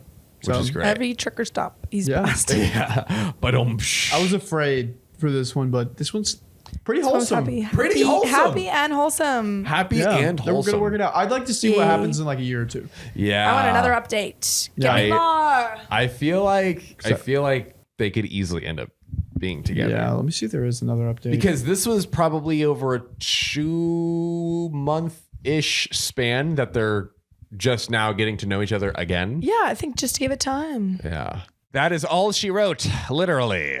But Sophia, little birdie told me that we have one tiny little story. Tiny baby left. story? Tiny baby story. Tiny baby story? Yes. I think we do. Let's give birth to it. Let's read it. My in-laws ignored me when I fell down the stairs, so I no longer want their help with my baby. Yeah, if they can't take care of you, they can't take care of it, baby. That's true. I, 21-year-old female, Ooh. have a 7th-month son Ooh. with my boyfriend, young parent. Yeah. My family lives abroad and are coming over to stay and help at Christmas time. For now, my mother-in-law and family, father-in-law, 60s, Deborah and Bob, are Deborah. helping me with household stuff and the baby. So far, we haven't had any real issues, and they've been a massive help. Okay. There's about to be an issue. Yeah, I think so. By the way, this comes from You Throw Away Flora Fauna on the ROK Storytime subreddit. So, about 3 weeks ago, I fell down the stairs. No. I wasn't holding the baby, That's good. and the baby was safe. However, instead of helping me, Deborah and Bob both jumped to comfort the baby who was crying and left me at the bottom of the stairs. What? Obi's like, and they're like, oh, Like, the baby. he's You've upset mildly the baby. disturbed. My legs were fine, but I was wobbly because of shock and asked one of them to help me up. After nearly 10 whole minutes of being ignored, I managed to stand up on my own and hobble through the Oh living my room. God. So clearly What? Obi is hurt. I sit down and Deborah says, "What's happened to you? Are you okay?" I'll admit I saw red. I just said, "I fell down the stairs. Didn't you hear me calling you for help?" Deborah's eyes widened and she said she was too busy fussing over the baby. My boyfriend just told them they're invited to Sunday roast this week, and that's all. I could tell he was not happy about my decision, but he said he went along with it because I'm the mother. Fast forward to Sunday, and my brother-in-law and sister-in-law are guests as well. Sister-in-law has a 3-year-old and is totally on my side, but brother-in-law is not. He told me to be grateful for his parents' support, as they're significantly more well-off than my parents are, and paid for many newborn infant expenses and plan to pay for many more as the baby grows, which is kind of a confusing. He was like, they paid money, forgive them. Yeah, that's not the thing. The thing is, like, they truly did not hear. That would be my approach, I think. And be like, there was a big misunderstanding. Yeah. So since then, Deborah keeps calling, asking if we need any help, and she says she feels awful not seeing the both of you, and she misses the baby. Am I the a-hole for not wanting them helping me in my day-to-day life? Was the baby crying loudly enough that there's a possibility they didn't hear you? No way. The baby stopped crying after 10 seconds, and the stairs are like 2 meters from the living room. There's absolutely zero way they couldn't have heard me. 1, scream as I fell. 2, the general noise of someone falling, including books falling and wall plates breaking. Oh, dang. So there's a big noise. Big noise. This is all important information. Yeah. Me crying and shouting for help as I fell at the top of the stairs and fell all the way down. This wasn't a misstep and a bum shuffle down that hurt my pelvic bone. I fully fell down the stairs and cracked the banister. Dang. No way they didn't hear. The baby also started crying after the initial smack, after I hit the ground. Things started to click. It became clear that they just want a baby to fuss over, and the mother doesn't really matter to them. It didn't truly explain the logistics of the reaction to my accident, but a lot of things have made sense. I told my boyfriend, and we had a big discussion about boundaries. Fiona also asked to come along for moral support and to speak her piece. She is not over the garden. Dude, she's going to be like, I was in the garden for 30 minutes and you never checked on me. Seems like she went into the garden just to make a point. She was like, I'm going to stand in that garden, and they're not even going to They're notice. gonna not know I'm picking the tomatoes. Those Unbelievable. monsters. My boyfriend always had a hard time saying no to people and keeping boundaries, but we've agreed to fully commit. We invited the in-laws over to discuss some stuff. I'm glad a conversation's going to happen. Hell yeah. I don't think it's going to go well. We'll But see. we'll We'll see. see. I told them that I felt confused and upset by the reaction. I explained what Fiona had told me and how it's not okay for them to ignore the mothers and they shouldn't do it to my other brother-in-law's girlfriend if they decide to have kids. That seems reasonable. This is reasonable. This is good. reasonable? I think this is a fair response. Fiona also said her piece and stuck up for me when mother-in-law, father-in-law tried to interrupt or twist the truth. Mother-in-law was clearly very uncomfortable and kept trying to interject with her side while we were talking, but she eventually listened to us. She told us her side. Apparently, she was neglected by father-in-law's side of this family and that they hated her for being poor. Father-in-law's old money, mother-in-law grew up in a pit village. She also said that she grew up with 5 younger brothers and took care of them all and never learned how to communicate with other women as she never got a good education or who had friends because she was a caretaker. Obviously, I was extremely sympathetic to all this. I'm so glad she This is a great provided this conversation. context by having a conversation. Yeah. Obviously, I was extremely sympathetic to all this. My boyfriend had briefly mentioned that my mother-in-law was abused by her own parents, but never went into detail. I then asked him about the stair incident. Finally, gonna get context here. There we go. Mother-in-law said she. Oh no. No. Oh no. No. I'm about to be so No. wrong. No. I'm about to be so wrong. No, they were horrible people. I'm about to be so No, wrong. read it, read it. Read it. Mother-in-law said she didn't care about it in the moment. Oh, they were horrible people. You know what? I prepared for both sides. I said, I hope they're not horrible people, but here's my advice if they are. No, Cut yeah, them off. We wanted the proof. We can't just assume. Oh, yeah. I don't want to. Innocent until proven guilty. Thank you. And they're guilty. They're guilty. Everyone who was like, they're a-holes. You were right. Feel vindicated. Say, I told you so in the chat. We just wanted a good story. I just wanted to I just was happy that we were on a streak of good stories. I'm sorry. You can Wait. totally cut these people off. Put the camera on me. Oh, it's on you. I was wrong. I'll say it. I have no shame. I was wrong. My naivety, my innocence I got you with the My first couple desire- stories, man. my I'm sorry. desire- is to- consistently chipped away by Reddit. I was wrong. Okay. In this scenario, they freaking did not help you and they knew that you weren't. So I feel like you totally have a right to cut them off. I don't even think that you necessarily even like have to like be like, oh, I just don't want you to babysit. You can go low contact with these people. That's insane behavior.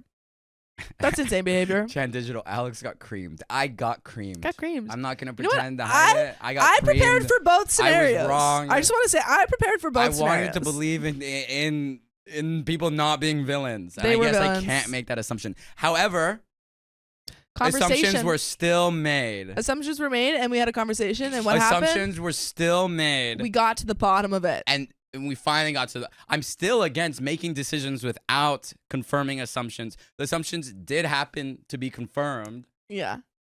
but you checked them finally. I I'm happy do with think that. it's really, I still think it's funny that OP was like, yeah, and they like left me at the bottom of the stairs injured. And Fiona, was it her name? And she was like, yeah, I was in the garden for 30 minutes.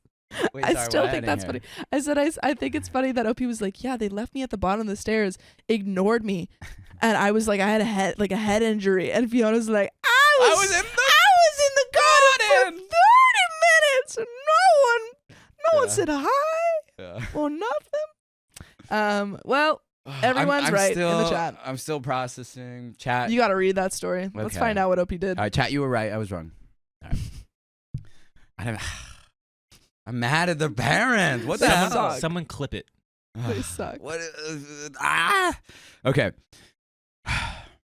I'm gonna say it again for everyone. Mother-in-law said she didn't care about it in the moment and assumed I'd be fine because if I was crying, I was alive.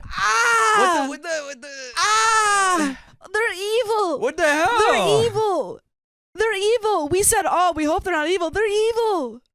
I defended you so much, and you threw it away. You threw it away. I was taken aback by her response. It honestly took everything in me to not storm off. I'm about to storm off from I'm this storming. damn show. Storm. Sorry. My boyfriend told her that That was a callous answer, and not all problems, specifically medical, are immediately present, and how I still had to go to the hospital afterwards due to an injury. Father-in-law stopped him and said they thought the baby had fell out the crib had fallen over, which is why they went to him after he started crying. Again, what Sophia said, 2 people. Yeah, 2 people. Come on. That's a 1-person job. I said I understood that, but it would take maybe 10 seconds to check and see he was okay. What were they doing for the other 10 minutes? She's like crying. She's like, help. And they're like, oh, we need her like extra calm. They're doing that TikTok trend where it's like a bunch of people surrounding a baby and they're like, crying again on my own. And the baby's like, and then they like go back. And you guys know what I'm talking about? No. Well, that seems cute. It's like all the lights are on the baby and the baby's like, what? And they're like singing and then it goes back. And then all the Thank you, what they were Macers doing. Racers. It's still a crazy thing to assume because it is crazy behavior. It's crazy. It is crazy This was behavior. crazy. Unfortunately, we didn't really get anywhere regarding the stairs incident. They both believe they didn't do much wrong, as most mothers don't have a support system like us. So now they're like gaslighting them. Yeah, it's just like most mothers don't have a support system Yeah. that would come after 10 minutes. Most mothers would have a crying baby and be down the stairs. Yeah, you're welcome. You had not a crying baby anymore. Yeah, just you crying. Just you broken. I told them that I'm not comfortable with them taking care of the baby if they can't understand why what they did was upsetting and wrong. I'm not comfortable with having them in my life anymore. Makes complete sense. They're sociopaths. On the positive side, I guess I now understand mother-in-law's motivations a bit more. It explains a lot about her character. She's evil. It's villain behavior. Yeah. It explains a lot about her character. We're not going no contact or low contact Shocking. at all. And they could still come over for visits, but I've told my boyfriend he also needs to be there as they seem to listen to him and not me. I think they're more forgiving than I would be. Honestly. Yeah. Yeah. And that's coming from Alex. Yeah. They said we didn't care. We heard you crying, so you were alive. Yeah. What? I don't know. Stella Payne, we're not divorced with Okay, therapy. But okay. you're changing her last You're name cheating. before the therapy. Stella Payne just divorced Alex live. That is what happened. That is literally what happened. I'll take it, yeah. Damn. This is crazy. I respect the decision. All right. So that's the update. Thank you for reading, and thank you, Morgan, for reading my post and giving advice. I don't know who Morgan I is. don't know. By the way, you can listen to full episodes with stories like this. Just go to Spotify, Apple Podcasts, or your new favorite podcast app and search OK Storytime. It's so bad when you guys read it from there. I know. There's this. It's not on that. It's not on it. But there is a little bit left, and I think I've said all of my thoughts. So let's just get into it. Jesus, Josephine. Okay. There's another relevant update, but let's discuss. Edit, I'm logging off. But before I go, I just want to say that I have no issue with standing up for myself. There's a lot of nuance and personal details I left out, but we have our reasons for not going no contact with mother-in-law and father-in-law. People seem to think that because I have the capability to understand and empathize with my mother-in-law's past abuse that I'm letting it slide. I am not. That is what Reddit always assumes, yes. Yeah. I simply said it explains her better. I don't really know what I expected. I thought this subs users would be different from most other subs because of how nice the comments are on YouTube. Guess I was wrong. Guess I was wrong too. Won't be Dang. coming back here. LOL. Come to us. Come to us. I love how she like us. roasted Yeah. the subreddit before she left. Yeah, she's like, you guys friggin' suck. Our subreddit is so much better. So much better. Jan Digital says, no update about Fiona. She might still be in the garden, guys. That's funny. My fiance revealed his secret child while I'm already pregnant. Ooh, was it before the engagement or after? Well, let's find out. I have been with my fiance for 1 year and 3 months, and I am 6 months pregnant. I know we moved very fast with our engagement and getting pregnant. And by the way, this comes from user Throwaway Known Ice 8 on the r/OK Storytime subreddit. So, I know it was not a very rational decision, but somehow it seemed right at the time. We have had some fights, but in general, things seemed good, and we have been very excited about meeting our baby soon. Yesterday, my fiance sat me down and told me we needed to talk about something. He told me he was very sorry he did not tell me sooner, and that he was afraid I might leave, and he was ashamed. He also told me that he understands that I might leave after what he tells me. He told me that he has a child with his ex. They were together years ago for 8 years, but met up several years later and had some casual spicy times, and she got pregnant unexpectedly. They did not get together after that, but she wanted to keep the baby. He started dating someone else, that did not work, and then he met me. The child is 1 year and 3 months old. Oh my God. It's the same amount of time since they've started dating. So she was born right around the time we had started dating. But we had been dating for about 2 weeks. Back then, he told me he had to go on a week-long business trip, but actually he was at the hospital and his daughter was born. He has told me that he goes to the gym almost every day for about 3 hours, but in reality, he also used that time to see his daughter. The mother of his child does not know he's engaged with me and that I am pregnant. He tells me they just do not talk about these kinds of things. She has also blocked me on Facebook, even though I have never tried to contact her. He told me she does not want to know anything about me and that she would probably want to be with him, but he does not have feelings for her. I asked him how come she still has feelings for him if he's been clear with her that he doesn't want a relationship and it's been 2 years since their casual spicy sleep. He told me, quote, I don't know, I guess I'm just that great. I'm having a hard time processing all of this. My fiance said he feels better now after getting it off of his chest. He says he understands I need time to think about the situation, but he also says he doesn't want to wait forever for me to decide whether I want to continue this relationship or not. He wanted me to meet his daughter today, but I said it was too soon for me. Now he has bought some diapers and other stuff for when she comes over. He asked me if I would be ready tomorrow. We have not yet bought much for the nursery for our baby.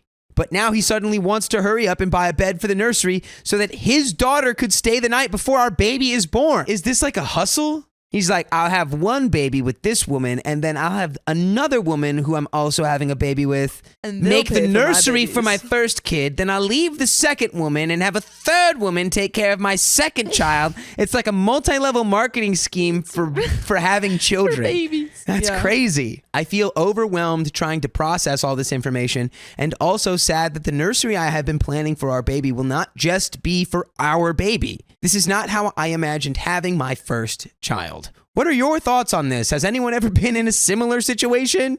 How to process all of this and to move forward? And we do have some comments, and unfortunately for OP, but I guess fortunately for me, I have not been in this situation. I honestly think this is obviously showing giant yacht full of red flags, like the biggest boat full of red flags. Just like a meteor Yeah. in the shape of a Yeah, red flag exactly. that you're watching through a telescope. No, this is a continent full of red flags. And I'd be like, maybe we can you're about to have a baby. Maybe you can figure it out. I don't know if you can. Yeah, this The guy's... fact that his reaction to him lying for a year and a half to you is, oh, I'm so glad I got that off my chest. Yeah. When can you see my baby? And you're like, give me a second to breathe and take this in. He's like, okay, tomorrow? What? Yeah, that's crazy. This Like- guy he is red. I would say, like, if you could go to therapy just to work on being co-parents, like maybe you can get full Your own custody, but I would child. say separation or divorce, or not. You're not even divorce. It'd just be a breakup. Yeah.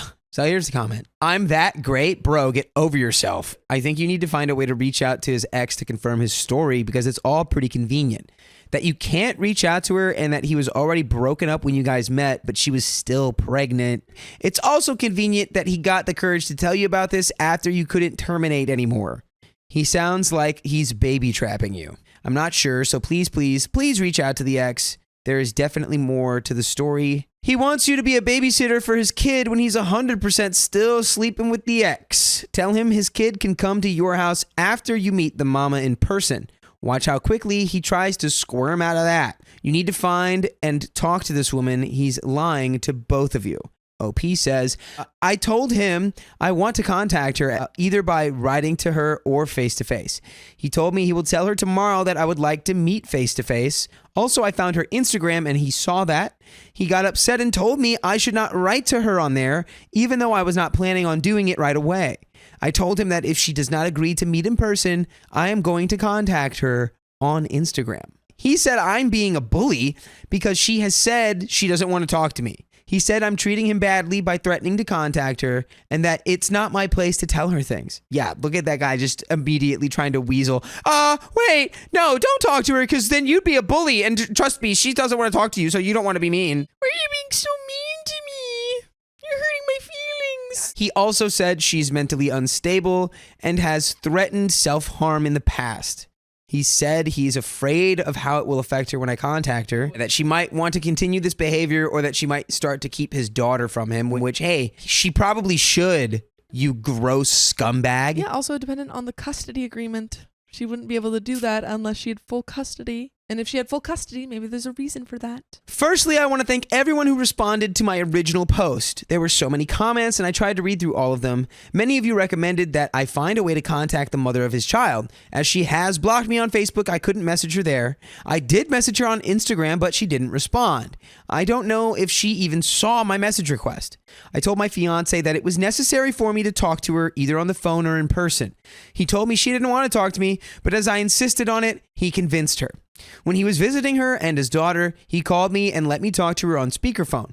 She confirmed that she had blocked me because she had blocked all of his girlfriends because she does not want any communication. Really quick, I'm imagining he goes, yeah, you can talk to her 1 sec. Hello? This is Opie's fiance's ex. Yeah. It's definitely not Opie's fiance. Yeah. Oh, Opie's fiance is so handsome. Or literally just hiring any other woman to just pretend. He's because Opie has no frame of reference for that person. She told me they have not been together since the 3rd month of her pregnancy, but there were some false hopes involved. She said she now has found out we are engaged and I'm pregnant, and before that, she just blocked me because she saw me calling him once. He has told me she has always said she does not want to know anything about his personal life, and that is why he has hidden that he lives with me and everything else about us. I asked her if she would be willing to unblock me on Facebook so that we can talk some more, and she said she does not want to intervene. But I want to intervene right now to let all of you know that you can join us when we go live every weekday on YouTube, Facebook, TikTok, and Twitch. All you have to do is tap on our profile, little tip tap, tippity tap. Wait until 3 p.m. PST and then go tip tapping. We might even be live right now. Good check. You are watching this, but before you check, we are going to finish this story. I think where we're at right now is you don't want to be with this guy. I don't know. The ex is also giving me weird vibes. She's getting shady. I'm getting shady vibes from her. Yeah, I'm still questioning if that ex is even really the real ex. I don't buy it. I think something's fishy on here. OP Something don't needs- smell right. Let's finish the story. From now on, he has been very open about when she calls or messages him. They have only talked about their child, and he agreed to share his location with me all the time, suggested going to couples counseling, and has been extra attentive towards me these past days. He has apologized to me countless times and asked me what he can do to rebuild trust between us. I do not know if there is a way to get trust back. It seems to me that he was not having an affair, but hiding his child from me and hiding me from the mother of his child is still a huge lie. I cannot believe he would do something like this. And there's a comment here. Are you going to be the new ex he has a secret child with? While he starts going to the gym for 6 hours while he stays with a new woman to impregnate. There were some false hopes involved. Yeah, I think all that to say, you can leave this man. I don't know if there is a way to rebuild the trust of secret child that was born the moment we started dating. That was actually his child's mother on the phone. Too much lying over too long a period of time, and all of a sudden he wants you to start believing him. Now he's offering up his location and his phone. He's just gotten better at hiding it. He has you where he wants you, pregnant and dependent on him. Don't delude yourself. And that is the end of that story, and I agree wholeheartedly with both of those comments. Me too. Please leave, and if you want to do anything, maybe try to figure out co-parenting, but also, that is the end of that story. I kicked my husband out of the labor room, then changed our baby's name at the last minute. Bang! I'm naming him. I, 28 female, have been together with my husband, 27 male, for nearly 10 years. Wow, look at that. We got married at 21, had our first son a year after, followed by our daughter 3 years later. I built my whole life around my family. Put a nice you in the comments. By the way, this comes from Illustrious Book 613 on the r/OK Storytime subreddit. So we've got good jobs. He worked full time. I worked from home. We had a good home in a great neighborhood, and we put our children in good schools. which, hey, listen, they were young parents, so like freaking salute to them. We also had a successful business on the side. Dude, I thought we did everything right. My best friend since we were in middle school lived close by. We had our daughters around the same time, and we've had play dates all the time. We leaned on each other a lot. I gave her all the support when she was going through issues with her daughter's deadbeat father and got her in contact with a good lawyer. I leaned on her when I was recovering from my traumatic second birth and the depression that followed. We leaned on each other for everything. 10 months ago, I found out I was pregnant for a third time. I was really uneasy about this because of my traumatic experience the second time around. Also, my husband and I both agreed we were done after 2 children. I considered terminating, but my husband insisted we keep it. I was still uneasy about the pregnancy and borderline miserable for the next 6 months. I was diagnosed with hyperemesis gravidarum and was throwing up 20 times a day for 6 months. Ooh. This poor woman. Straight. I lost a ton of weight, had to stop working, and was sent to the hospital frequently due to severe dehydration. You can imagine. My husband stood by me and showered me with attention, for which I was so grateful. He cut down on his hours at work to look after me, the house, and the kids. My best friend would come to our home frequently to check on me and also help me with the house. When I hit 6 months, the hyperemesis gravidarum decreased a lot, and I was almost back to my normal self. Okay, so hopefully turning a corner. Like morning sickness. I would hope so. It's like morning sickness. Extreme morning sickness. Extreme morning sickness. Yeah, like all day sickness, it seems like. Constant sickness Constant is really what sickness. it's called. Yeah. One night after having a movie night with my family, my husband and I were getting ready for sleep. He fell asleep right away while I quickly checked on the kids before getting into bed. His phone was vibrating like crazy, so out of genuine curiosity, I just unlocked his phone. Ooh. Took a gander? Took a gander. We used to do this a lot when we were younger, so I didn't think too much of it. I was already sitting in bed. I saw messages from my friend. They were frequent spam messages. One of them said, "Please come over. I need you." Another said, "I know I shouldn't be messing you here, but I miss you. And come over when she's asleep." Gross. I think I was there in a daze for nearly 5 minutes. I cried a lot quietly, and the fatigue kind of left me.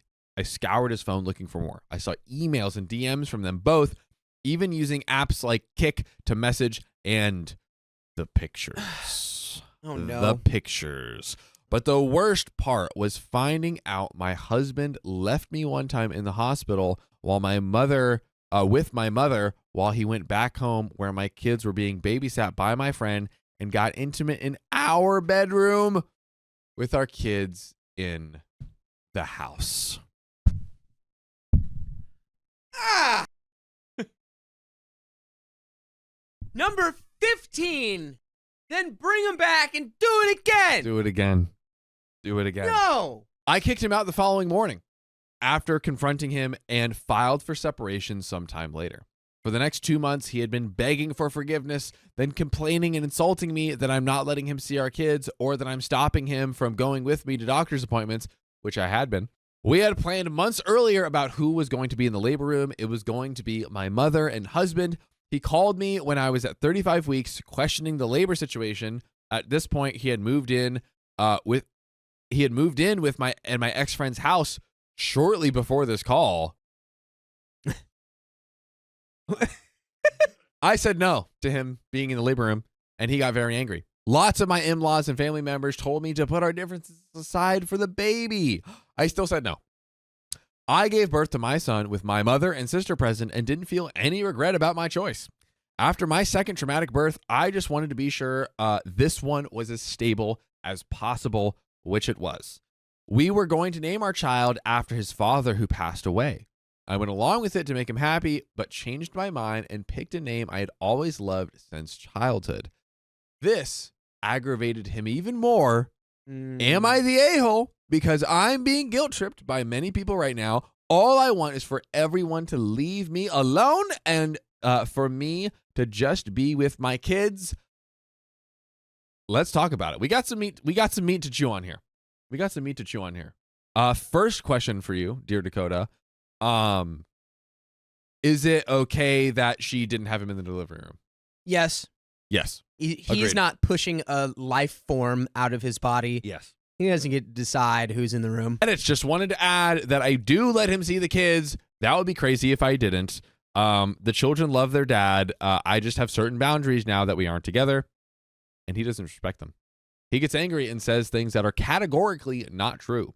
He got to meet our newborn son hours after I gave birth, and we have an update. Let's dive right in.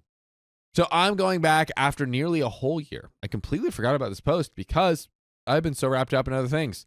For anyone who doesn't want to read the whole post, here's a summary. My husband had been cheating on me with my best friend while I was pregnant. I was close to giving birth and decided not to have my then husband in the labor room. I also chose a name for the baby that he didn't agree with. Like I said, it's basically been a whole year. My baby turned 1 today, and after celebrating his birthday and Christmas with my kids, it finally hit me that this is my new reality. Oh. First of all, my ex-husband and Let's I go. finally went through the divorce proceedings. Yes. I had been holding it off during my pregnancy and early postpartum period to avoid added stress and to carefully plan for my children and stuff. I was awarded primary physical custody of our children. That is big. Their dad visits once a week, and the 2 older kids, 7 and 4, spend every other weekend with him. My youngest will start doing the same in a couple of months, which makes me nervous. He's especially clingy with me, and all my kids are, but my youngest has really only known me as the most present parent. Yeah, it's literally a newborn baby, basically low-key going to a stranger. Yeah, that to should not- care for you. Yeah. That's a little worrying. That's no bueno. One of the main stipulations in our custody agreement is that my ex's affair partner is prohibited from seeing the kids. Let's go. My poor kids have been confused enough by their parents' sudden split, and I didn't want them even more confused by seeing their aunt, who's supposed to be mommy's best friend, with their dad. Right, because they like knew her from before. It's like, oh, it's Auntie Sarah. But Auntie Sarah is really now trying to be mommy, and this is all messed up. That's messy. It was deemed emotionally detrimental in court. Nice. So we got it's in the law. As for the baby's name, he's been so bitter about it. I think he's still mad about it. His side has been trying to convince me to change the name to something we'd both like, especially after the divorce was finalized. But it's been a year now, and the baby quite literally answers by the name I gave him. Guys, the wind is going crazy. He was also unhappy with the child support payments, among other payments, and asked for some revisions. One main thing he asked to change was the cost of our kids' school tuition. He pays for the tuition, which he felt was too much and too harsh, but the court stuck with the original payments. As for my ex-husband and ex-best friend, they continued dating. I found out they had started seeing each other a month into my 3rd pregnancy. God. They had actually slept together during my 2nd pregnancy, but didn't pursue a relationship then because, as they put it, they weren't ready to ruin things and didn't want to hurt anybody. My ex's side has been very supportive of their relationship. Oh my God. Even inviting her to holiday gatherings like Thanksgiving or family holidays. Because of this, my kids don't go very often to those events. I don't know. After this whole fiasco, I'm coming to the realization that perhaps my ex's side never really liked me all that much. But that's okay. Low key, tragically, bullet dodged, I think. But yeah, we'll dissect that in a sec. I eventually spoke with my ex-best friend to ask why they did it. A great question. She claimed that they were just friends, but grew close while she was dealing with issues with her deadbeat ex-boyfriend. Best friend is totally like, oh, I'm over here, my baby daddy's a deadbeat, and da-da-da-da. It's like, and then he comes in, and she's like, wow, like, he's such a great father, and like, oh, he like is such a good husband, like maybe I can turn him into my next deadbeat. There we go. Both of them insisted that my ex-husband just wanted to protect her, which supposedly turned into love. Hearing this hurt me a lot, but at the same time, I felt relieved to know the truth. When I sat with this information for a while, it stopped hurting. It made me realize that I didn't still love my ex-husband and could finally let go of him and their betrayal. They broke up a week ago. Oh, that's pretty fresh. Hot off the presses. Hot and steamy. Wow. Right at the end of the story. Apparently, it's just a break. Although, who knows? Is it just a break? We're not sure. But one thing I know for sure is you could hear the answer to that and full episodes with stories just like this on Spotify, Apple Podcast, any podcast app you use. If you just go to Spotify in those apps and search OK Storytime. Just type it in. That's all you got to do. Although my kids go to their dad's house every other weekend, it has also helped a lot with making time for myself. Obviously, I'm figuring out who I am without being a wife or mom all the time. Reminder, OP's like 27, 28 years old. Wow. That's like us. Obviously, I'm figuring out who I am without being a wife or mom all the time. In many ways, I find what happened to be a true blessing, which is why I'm no longer angry. As for me, I've been seeing someone. It hasn't been very long, but we get along great. Initially, my ex-husband made the whole situation difficult. He didn't want me to have any man specifically around the kids. Edit, I don't know how to update posts, so my apologies if it's wrong. It wasn't, and that's it. My husband's friend is pressuring his fiance to have a baby, so I told him off for being selfish. Stop pressuring. Pressure is usually bad in most situations. Yeah, stop it. Unless you're an Instapot, Oh, then pressure. don't pressure. Great. My 32-year-old female husband, 36-year-old male, has a high school friend, 36-year-old male. Let's call him John. John is a typical jock, athletic, good-looking, popular with the ladies. But I've been around enough to see and hear him being questionable towards women. Dang. By the way, this comes from Salt Dry 1680 on the ROK Storytime subreddit. So, to the story.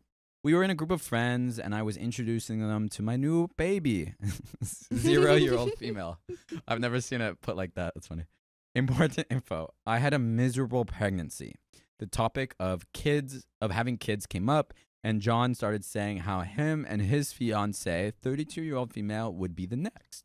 So John is the friend of OP's Husband's friend. husband. More important information. John's fiance, Janet, is an amazing lady. Kind, smart, gentle. Recently, she has been through a lot. Lost her dad, and her health has been terrible. Not going to say what, but she has a disease that causes headaches, weakness, dizzy spells, fainting, extreme fatigue. She has become more and more emotionally and physically dependent on him. Oh, doesn't sound like a great time to have a baby if Yeah. you're trying to deal with other like physical problems. Yeah, and she lost her dad. Yeah. And emotional problems. Yeah. Yeah. So on top of that, she and I come from another country. It means her family and support system are not here. Back to the situation. I asked her if they plan to have kids after the wedding, that is in 2 years. I thought that because it gives her time to recover. He doesn't let her answer and say they agreed they would only get married after having kids. I've never heard that. Yeah, it's usually the opposite way. What's the reasoning for that? Interesting. I am surprised for 2 reasons. She always said she wanted kids after marriage, and her health is not good. She doesn't say anything but looks sad. What's so awkward in the in the group? You're like, when are you having kids? And she's like, oh. I argue that it doesn't seem like a good plan. Why are you arguing with someone's like intimate life decisions in front of a group? Yeah, I don't know. I don't know if I think I would just keep my mouth shut and be like, okay. Yeah, that's like if you have something to say, it's like Yeah. a private thing. So I argue that it doesn't seem like a good plan and that a pregnancy now could put her health at risk. It's like, I think this is the thing that we bring up later. As you said, it's like let's talk about this later. yeah. Not for another one. jeez. He said her fertility window is almost closing, and that is now or never. How old is This she? is none of OP's 30 business. something. 36, I think. 36. Yeah. It's also not entirely true. She's got like I think it's like around when they turn 40. Oh, yeah, but it's like a spectrum of Yeah, absolutely. And also like people in their 40s can have kids. It's just more dangerous. different risks and stuff. Yeah. But why are you fighting back with someone about their decisions in a group? But Yeah. anyways, I start getting angry and we discuss. I ended up saying he is selfish and this decision is only based on his wants and needs and is hurting her. basically a form of abuse. The room gets quiet and we ended up leaving. See, yeah, like I think that OP is totally valid in her concerns of pushing back, but this is not something that you do in front of a group. This is not your place. Also, this is like totally like I feel like the woman who's the husband's friend's wife is probably or girlfriend is probably like embarrassed to she's kind of being talked about. Yeah. Like she's not there. Like she's being protected. Yeah. Or trying to be protected by someone who she never consented to being protected it's by. Like you have two people talking about you and you're like, okay, guys. Yeah, like I don't want you guys to talk about have we thought about this. what I want here? Yeah. Josephine is right. She's 32. She's 4 years younger. Yeah. John is 36. Gotcha. Oh, she's 32. She's what? That's ridiculous. Yeah. Her fertility window is not closing. It's not closing. Super young, 32. But regardless, like I'm kind of like pushing back against OP of like I bringing this up. It think just that is feels not the time to bring it up. Extremely inappropriate to me. So my husband later agreed with me, but said it was not my place to say anything. Agreed. Yeah. So regardless if it's like right or not, I think it's just the wrong place to say it. our friends are mixed, saying someone had to say it, but that I was too harsh. And also, you're calling someone out for abuse in front of people. Many people, yeah. When you don't know the full situation. And also, if it was an abusive relationship, that is not the way to help someone get out of it. Yeah. Like that the way to do that is to have a conversation with them one-on-one. Mm-hmm. And, help them get to that realization. Agreed. Yeah, Tyler says it's like they're speaking for her, which, Yeah. yes, that's what it feels like. Yeah, not her place. Not OP's place at all. I feel maybe it was not my place and I was being a busybody. But after being through a hard pregnancy myself without my family, I know how hard it is. And my husband is a great supportive guy. Meanwhile, John leaves her alone all the time to party and enjoy life. He is dooming someone that trusts him blindly into a horrible situation. Am I the a-hole? And there's relevant comments, but I think what's possibly happening right here is that OP and also the person in question, what did it say her name? I don't recall. But the woman is there. I think OP's relating to her because they're both from different countries, and so she's like, oh, that woman shares my plight, and I want to protect her and give her support because I've felt what it feels like to be living in a different country, and so I'm sure like she's trying to protect her, but again, like it's coming from a good place of wanting to help, but it's just not an effective way. So relevant comments. Commenter, what you said was the truth, but you were a little harsh. I think you were right to say it because the guy obviously doesn't care how he treats his wife. I also think you should ask his fiancé in private how she feels about her situation, for sure. OP says, I agree that I came out too strong. I feel protective towards her. Yeah. She is so sweet and nice. I feel she doesn't deserve the way he treats her. But when I say something in private, she keeps repeating herself. He loves her, maybe? Like, okay. He keeps repeating he loves her. And she's never met a man like him. I feel like she thinks that he is out of her league or something. Commenter. Honestly, I think he knows what he's doing. There's a reason he won't legally commit to her until after she has children. And it's not a kind or responsible reason. So I don't think he's going to care about what you said or the potential health outcomes for your friend. It may be satisfying to call him out, but is it going to change his mind? OP says, I also find this part extra strange. The first time we met, she literally said how her dream was to have a wedding and then kids. She even repeated that recently. She comes from a Catholic upbringing like me. It doesn't seem like a thing you change your mind this easily on. Commenter. Everyone sucks here except his wife. In this conversation/fight, both you and John are treating his wife as if she's a child that can't make decisions for herself. Exactly. You're putting yourself in a savior role when she never consented, asked, or wanted it. Exactly. And that's not your place or your right to save someone that's not asking to be saved. Yeah. Agreed. Whatever the situation is, for the most part, there's some cases, but whatever the situation is, it doesn't really matter. Yeah. Unless there's some like big danger involved, but it doesn't really matter. The way OP went around it just didn't, improve the situation. It just wasn't. It wasn't an effective way at all. So he is talking over her, but you are also making assumptions about their decisions based on her looking sad. Yeah, OP also doesn't know what's going on in the relationship at all. There's a lot of assumptions being made. So OP says, I admit I should have talked to her first, but we just had a conversation about her health, and she was telling me how some days she can barely make it out of bed. His smugness made me so angry, as if he knows what is best and no one can question him. Commenter. Honestly, I'd be pissed if someone started talking and arguing about my health issues in public. I'm a really private person. Does the rest of the group know about her health issues? You didn't speak to her, but made assumptions. She might not confide in you anymore. He might be an a-hole, but she's an adult, and you could have made it worse for her. I had 2 awful pregnancies and was alone without family around, but my husband is amazing as well. I get where you're coming from, but seriously, be more aware next time and show your friends some respect. And don't talk about people's medical history in front of people. Everyone sucks here. Obviously, not your friend. Yeah. Yeah, she's the only one who's like, I'm just here. Yeah. I'm just existing. Just going through a hard time. Yeah. Sophia Cologne. Don't save her. She don't want to be saved. Don't save her. I actually don't know that song. By J. Cole. You know that song? No, she's been listening to Chris's music. Oh. That's a lie. What? Getting a little defensive there. I would never.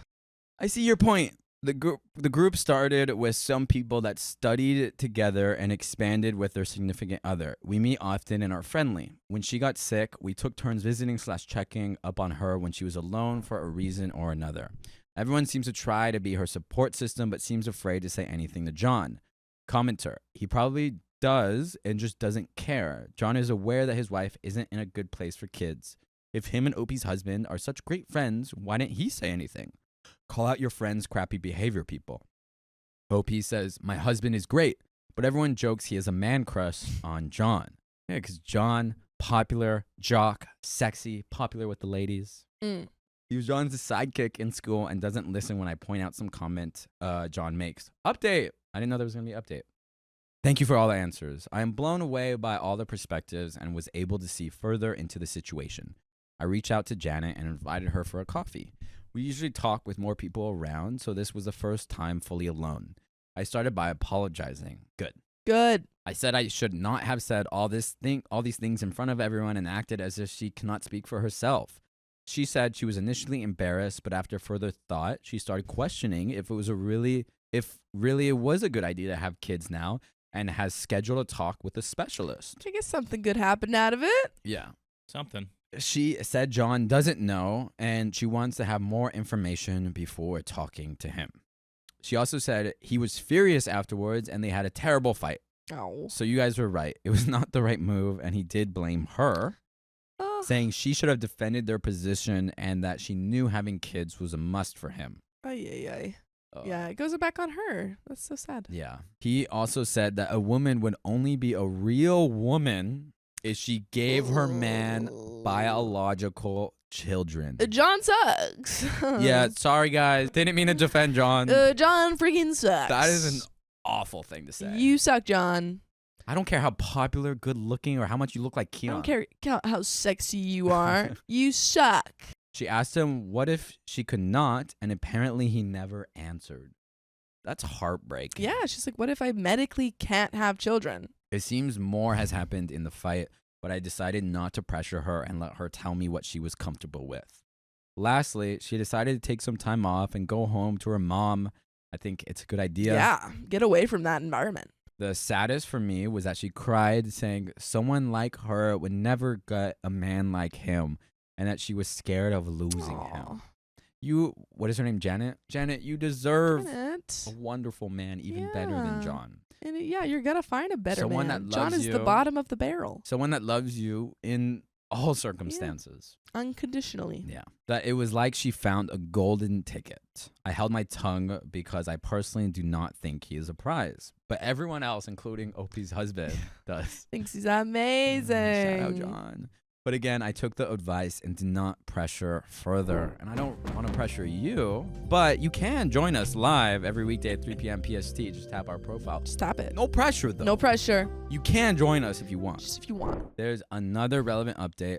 I also had a long talk with my husband, and we are at odds. He still thinks I'm overreacting and that John poops gold. So oh my goodness. The husband's like, but John, though. Still. Yeah, OP's like, oh my God, I just found out from Janet that John thinks that women are only, useful if they have kids. And he was like, no, John John. didn't say that. I mean, yeah, he said it to me, but But like, he like, doesn't mean it. He's just he's a joker. he's a joker. You know John. You know John. He's perfect. He poops gold. He poops gold. I am frustrated, but not much I can do for now. Not a fantastic update, but it has been a few days, so I will let you know if there's anything big happening. She never let us know. Oh, no. Yeah, I have the same. See, I guess like now we're at moving past the, we already know that you shouldn't have said it in that way, but it seems like it has sparked a conversation with Janet and John, and it does seem like Janet is realizing that John is kind of the worst. But also, I'm kind of worried about OP's husband. Like the fact that he's not realizing that John is dangerous. My mother-in-law invited extra people to my baby shower without my permission. There's too many people for this dang shower. Expel them. My fiance, 32 male, and myself, 27 female, are expecting our first baby together in March 2025. We decided to have a baby shower in January of 2025, so it hasn't started yet, and have decided to have select men in our lives. By the way, this comes from Mountain Glass 2873 on the r/OK Storytime subreddit. So we aren't doing the typical baby shower games, just a handful. And it's more of a small get together. The males coming are our dads, brothers, and our mutual friends who have supported us. So are they just inviting like any women? Like males will be super selective, but any old girls can come through. It's fine. Hey, you on the street, come to my baby shower. Yeah, exactly.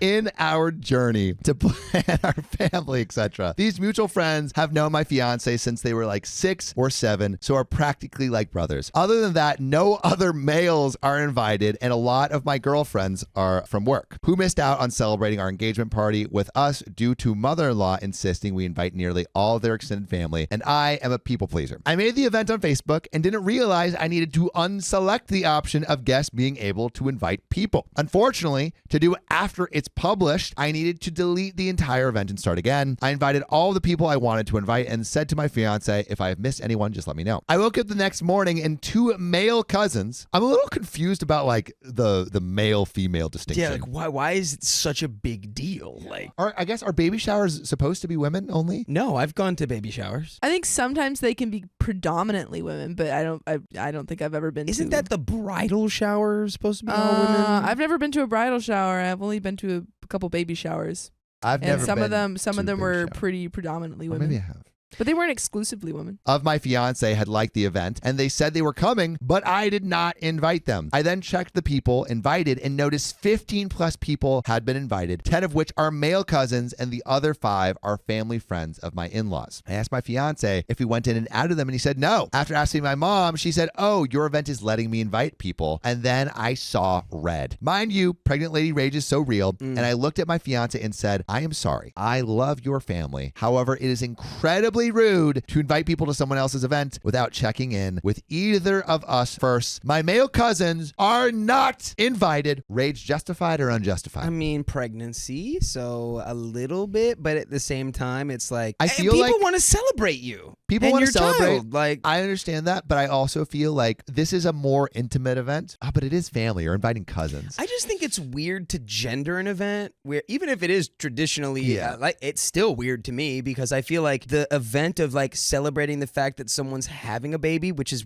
to my knowledge what a baby shower is, like should be open to everyone who cares about that person. Fiance rang his mom and asked if she knew who had invited them, and she said, I added the family friends, but they are females, so it should be okay. Your auntie then added the male cousins. My fiance tried telling her that it wasn't her event to just add to, and she should have checked. I took the phone and called them out for being rude and disrespectful, for not asking, and the reason why we had certain ideas on who we wanted was because the people invited support us every day, have helped me adjust to pregnancy, and have genuinely been interested in our growing baby's life. We also cannot afford to feed the extra 15 people coming. Mother-in-law and auntie refused to contribute to the food, and I said I was deleting the extra people, and mother-in-law and auntie had to message and explain why they were deleted from the event. Now mother-in-law is complaining to sister-in-law, who is on my side, saying I'm being rude and it's just hormones. Am I the a-hole? There is an update, but what do you think? I think with the context of the fact that you are pregnant and your body is currently trying to build an entirely another like human being inside of you,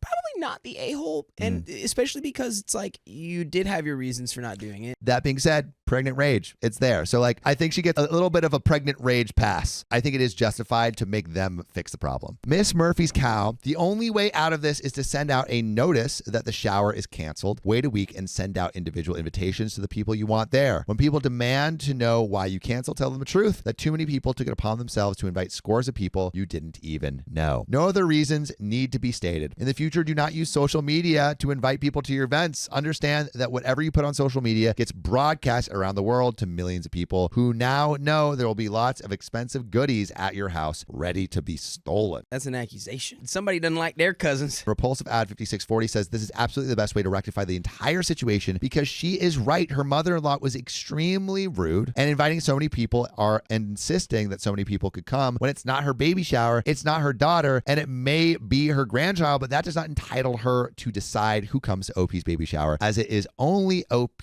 and her fiance who are allowed to invite more people if they so wish. And as for the whole food situation, if mother-in-law and aunt who decided to invite more people want more people to be able to come, make some food for the event, maybe, just maybe, you might get a little bit of a small say. Until then, stay in the place that you're supposed to stay in as grandmother to be and as great auntie to be. Otherwise, no, not the a-hole if that was the question. And we got an update. Just imagine like the male cousins like just to start, they like host a competitive event. Yeah. Like, out in front. A counter protest. Yeah, exactly. We want to see the baby.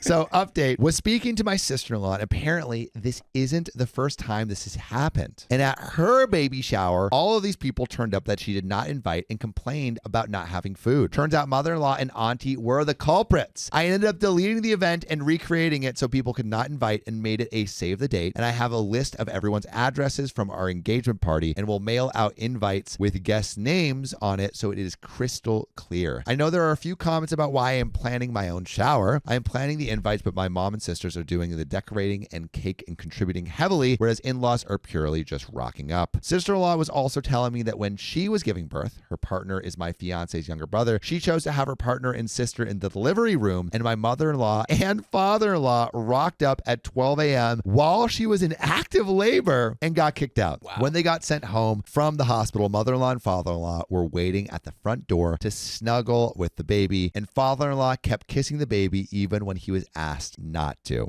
What is wrong with people and feeling entitled to like... They just stomp all over boundaries. And it's not even like a choice. It's like an infant is really vulnerable to like germs and stuff at that age. And like, just like...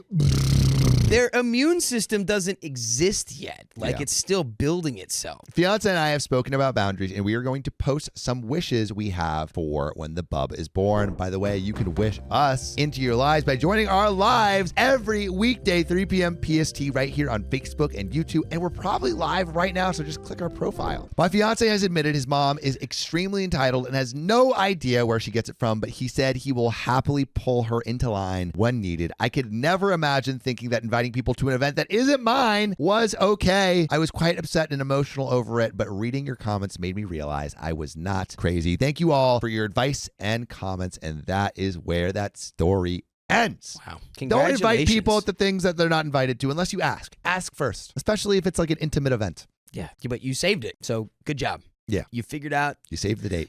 how to mail, and Yeah. which Sophia, shout out. You that was your advice. What did I say? To mail out. That- Yeah. Mail. That was your whole idea. Mail. You were like, actually, Yeah, maybe that not was do my it there. idea. Yeah, pretty much the smartest person in the room. Genius. My husband got another woman pregnant. Should I forgive him? And this is OKOP, where we read the craziest true stories on earth. I am John, and producer Riley. Should they forgive him? I mean, Oh, absolutely. that's a good. Oh, absolutely. Why? Absolutely. So, you know, like you have those couples that have issues with like, you know, getting babies, having babies. Right. Sure. I feel like this situation where he's helping out with Yeah. that. He's like, hey, don't worry, dude. I got you. You need a kid? I got you a kid. And he's spreading joy all around the world. So we've done over 2,000 stories on the show. There's like maybe 1 in 500 that does end up being this kind of scenario. I'm going to say absolutely heck no. That is not at all the scenario. This person is absolutely the a-hole and you should not forgive them, but there's only one way to find out. So this story comes from Throw RA Honorary Champ.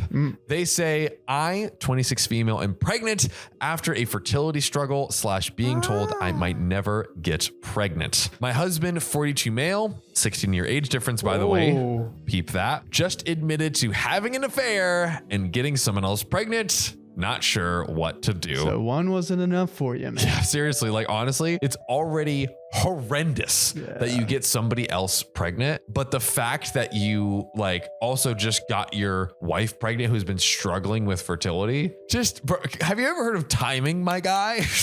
Shooter's got to shoot. He was on fire. He's just buckets shooting wet. So my husband and I got married 3 years ago. When I was a teenager, not when she was a teenager, but starting a new sentence. Hold on, pause. When I was a teenager, I was told that due to medical complications, I may never be able to have children. But after 2 years of trying infertility treatments, I am now halfway through my pregnancy with our miracle baby. Congratulations. Oh my gosh. I would say the same, but given what we just heard prior, this seems insane. Congratulations to you as a mother, not a couple. And F everything else in the situation. Unfortunately, because of some complications, I had to cut back on my hours at work. It's very physical. My husband offered to pick up more hours to compensate. So he has been working a lot more in these past 2 months and coming home later. What a guy. What a stand-up guy. Stand-up guy.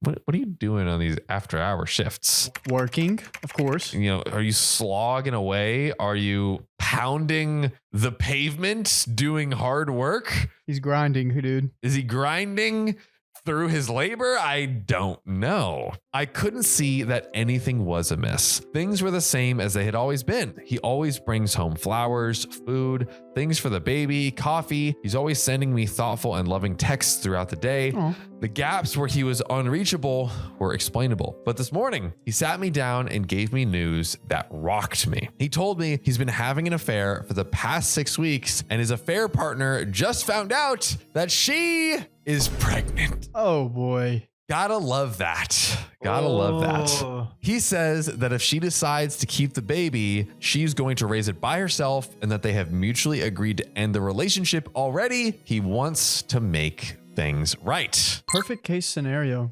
Perfect case scenario? Yeah, like like considering what happened, this is the best outcome of a terrible situation. Babe, it's okay. Like, I got her pregnant, but she doesn't want anything to do with me. It's all good, babe. Like, there's just like little baby just like running around, just, like looking like me and stuff. But like, I ain't even gonna touch that baby with a 10-foot pole. So like, we're so chilling, babe. Don't even worry about it. It's all good. I don't know how things can ever be right again. He just wants to move on from what he calls his transgression. His oopsie whoopsie. Sorry. This is sorry. This is what every girl says whenever they get like hit a curb with their car. Yeah. It was an oopsie. How do I ever forgive him? How do you deal with the unthinkable? How do I learn to live with the idea that my child sibling might be out there someday? Most importantly, how do I learn to move on like he wants me to? Oh, I read that at first as like he wants me, like he's still interested in me, because it's like, oh, if you're getting your rocks off with someone else, what am I missing? But like she was actually probably saying, how do I move on and kind of like just, brush it off like he wants me to brush it off, right? Yeah.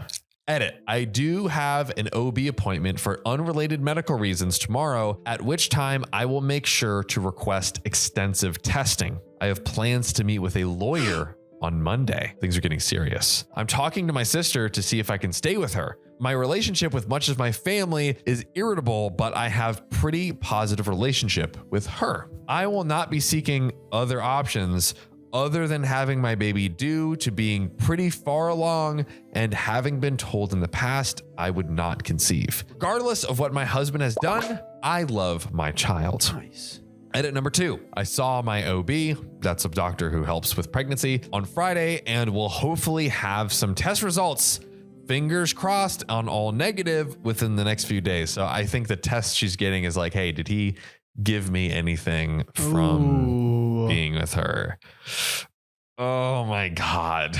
My sister advised me to stay in the house that my husband and I co-own until I talk to my lawyer. Since this has been such an emotionally harrowing time for me, he's acting like everything is normal.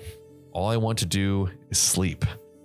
I keep telling myself it'll be over soon. Oh. And we do have some relevant comments. Lil Panda Toys says, great username. I don't know anything about you, but I wouldn't be okay with having a baby with a man who just abandoned one. Wow. What you got any thoughts on that real quick? I mean, this is like her miracle baby. Like, yeah, like I think I don't know if abandoning is the word, more so it sounds like he's like, hey, I want to make sure I'm prioritizing my actual partner and being like, it seems they came to a mutual agreement that it seems there's an if in this equation, if the affair partner does actually continue with the pregnancy and has the baby, she will take care of it, seems mutually agreed upon. And it is in a way kind of good because then they at least don't have to be involved and stay in a way. I don't know. It's definitely a weird, sticky subject, but here's what OP has to say about it. I keep coming back to this. It sounds like she's on the fence about the pregnancy, which is ultimately 100% her choice. But the ease with which he's willing to take the stance of forgetting the whole thing happened is hard for me. I'm more than halfway through my pregnancy, 23 weeks, so I am in a different position. Ooh. Very different. Very different. Love and Info says, was thinking the exact same thing. I'm not getting that he has any fear of losing you. Why? Either he thinks you're easy to control or not that bright or desperate to stay his wife, which isn't. Why isn't he begging you to stay with him? Why does he feel you'll just go along with forgetting that he's cheated on you?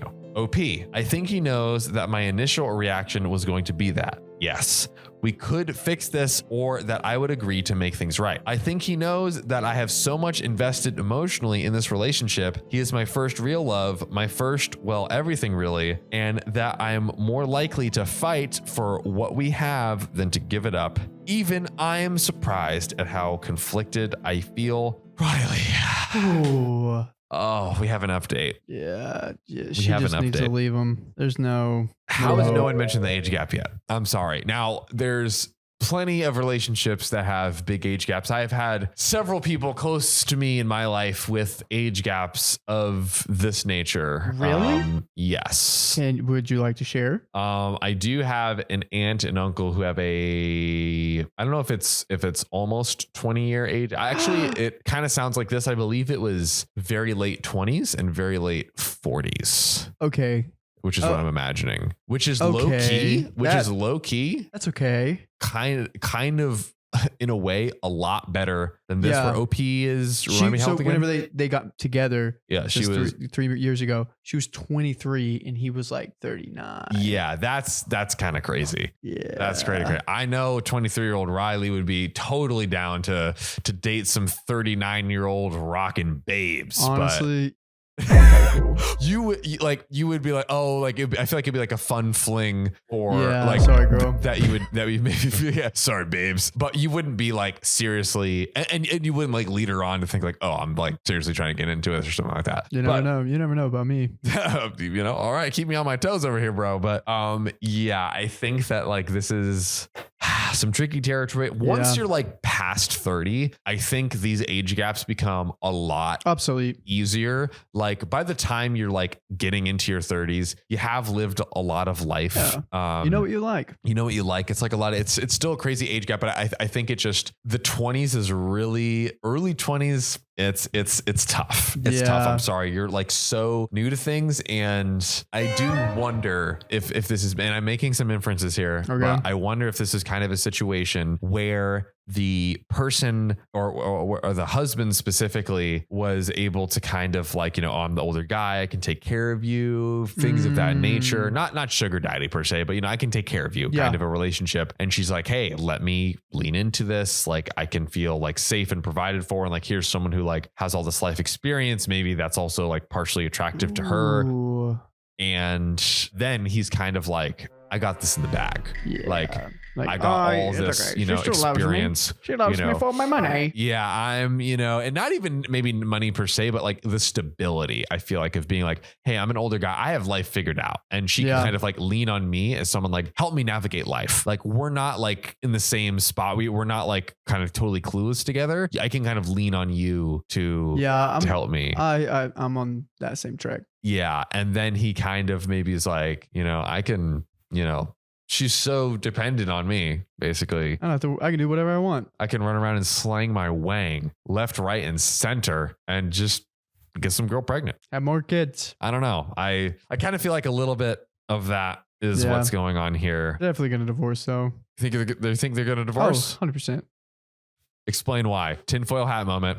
Talk to me. Well, your sister's like, she's already meeting with an attorney, and her sister's like, don't leave the house. Yeah, you're right. Yeah. She's getting everything prepared. Yeah. But I mean, the dude can find other girls, so he doesn't have to worry about that. Apparently he found one already. he's done he's done his homework in advance. Yeah, but will he bag it or not? Well, we're about to find out in this juicy update. Ooh. Where to begin? At the beginning. First off, the other woman decided to terminate her pregnancy, which was confirmed to me by her. Oh. So that does at least kind of remove some complications, but really not anywhere near. And I can't erase what's happened. Yeah, but they talked. Talking to her was really weird and didn't answer a lot of questions that I had for her. Ooh. This is a person who knows me and has met me a number of times, and I just don't get it. The motivations on both sides don't make any sense to me, and I don't know if they ever will. It helped to learn that there was no romantic feelings, but it was still confusing, especially since I perceive my husband and I to have a healthy sex life as often as 4 to 6 times per week. It's pretty active. That is very active. With a guy that has 0 times per week. Bro's popping that Viagra over here. 42-year-old going strong. And I don't really get what's fun or exciting about leaving the boundaries of your marriage. We are in therapy, separately and together. Going separately is helping me sort out a lot of my own feelings, but I think that going together is an essential one way or another as well. I really have to quickly touch on just like one paragraph ago where she's like, I don't get what's exciting about leaving the boundaries of the marriage. Mm-hmm. My man was chasing 23-year-olds at 39. I think what he finds exciting is the ones that can run fast. The ones that are young and spry. Right. He has been cooperative and participatory in therapy. I'm hopeful that we can figure out at least some things. We've had a lot of conversations about why it won't be easy for me to just forgive this and why I need answers and changes in behavior. And I do feel like I've been heard. Okay. Divorce is not completely off the table, but it's a very hard situation to be in, especially in a vulnerable state like me being pregnant. I've consulted with a lawyer and made my own parameters clear to him, but for now, I want to try to work things out. Whoa. Did not see that coming. Riley predicted the divorce, but hey, we still have a whole story to go. I know this isn't the update that a lot of people probably hoped for, like Riley. Yeah. But for me, I think this is the right choice. Thank you all for your words of encouragement, advice, and perspective. I definitely took a lot of things to heart and will remember them for a long time. It's very appreciated. Edit. I want to make it clear, since people seem confused, divorce is not off the table. What is off the table right now is trying to make a decision that will affect my life greatly when I'm already in an extremely vulnerable physical/mental position without making an attempt at healing both my own and with him. Even if we end up divorced in the end, allowing myself time means that things have a higher chance of being amiable and easier for all of us, especially our child. And I am sensing some frustration coming from Big Protein's corner over there. I mean, okay, the one thing I will say is that the husband does seem to be trying in some ways. Like he did, I think like it seems like as soon as he found out, or like very shortly after he found out that the affair partner was pregnant, he's like, all right, it's time to reconcile and make things right. Why didn't you do that when you first hooked up? Why did you hook up in the first place? Why'd you keep it going for another 6 months? And then whenever 6 weeks, 6 weeks, yeah, 6 weeks. Why'd you keep it going for another 6 weeks? And then whenever it got too hot and heavy, decided to confess. Yeah. Like, I mean, you just shouldn't have done it. You Yeah. Freaking idiot.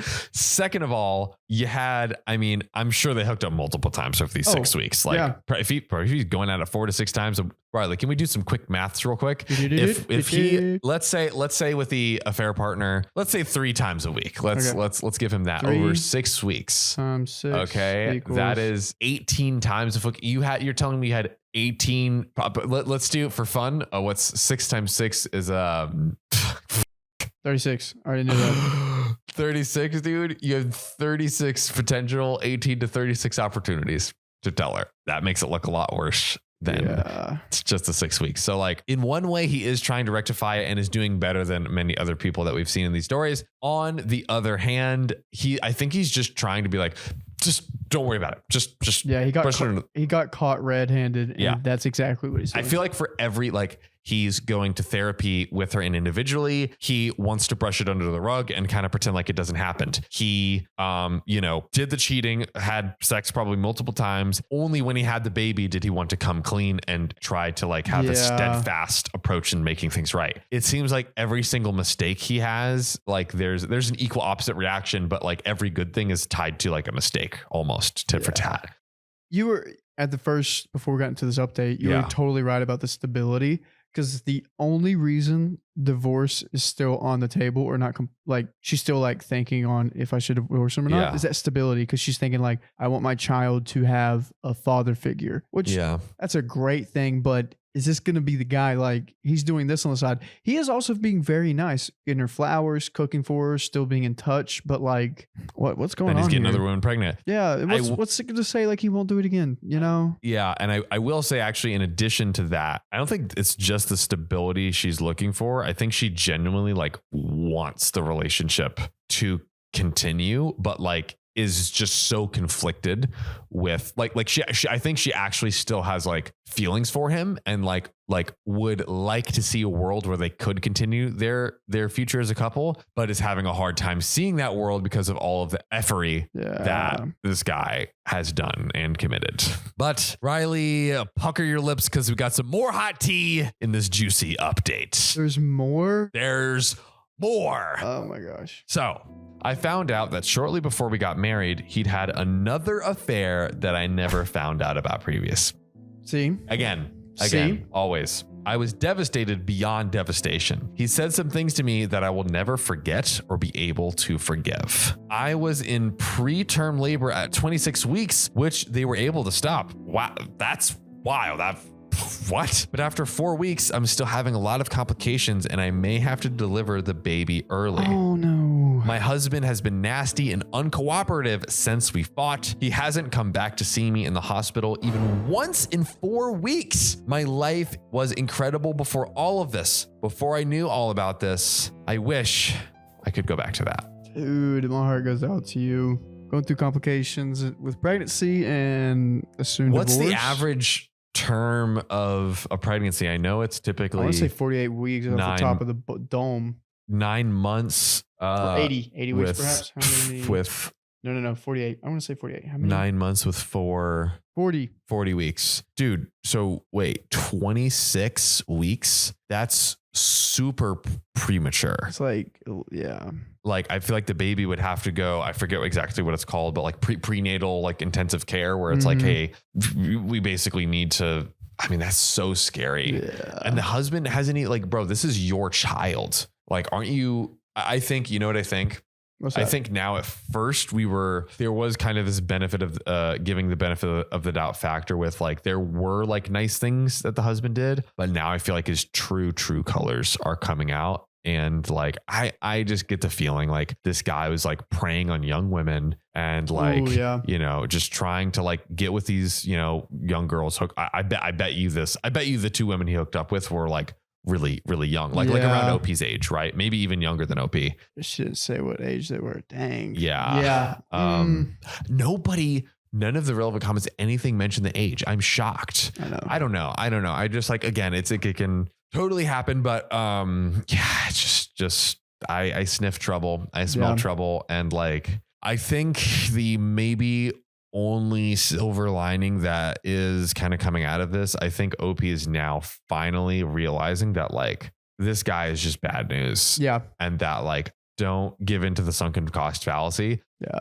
Cut it, now there's the issue of the child and like maybe needing support financially, time wise and stuff. But like, other than that, as far as your like romantic relationship is concerned, just cut it and start, investing into yourself and your child. Like, screw it. Like, let's remove as much unnecessary BS as possible, because you're already going through all this stuff with the baby and, and with the husband, of course.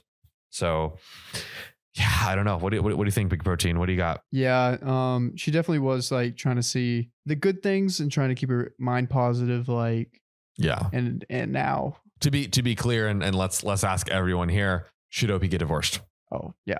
Right? He's not even cooperating after the fight. He's not putting any effort. He's not seeing you anymore. All those nice things Yes. aren't happening anymore. He is not invested in this relationship anymore or having a kid with you. That's the vibes I'm getting. That's what he's giving off. Sorry, it is going to be tough, but got divorced. Got it. That's the best for you. Yeah. Yeah. Rip the Band-Aid off now, and then that's that much sooner that you can start, pouring back into yourself, into your baby, and all that good stuff. But speaking of pouring things, I got a hot new story to pour all over your ear holes. Dude, I cannot wait. Let's do it. My wife cheated on me, so I asked for a paternity test. She thinks I'm the a-hole. Am I? Riley, what do you think? Nah.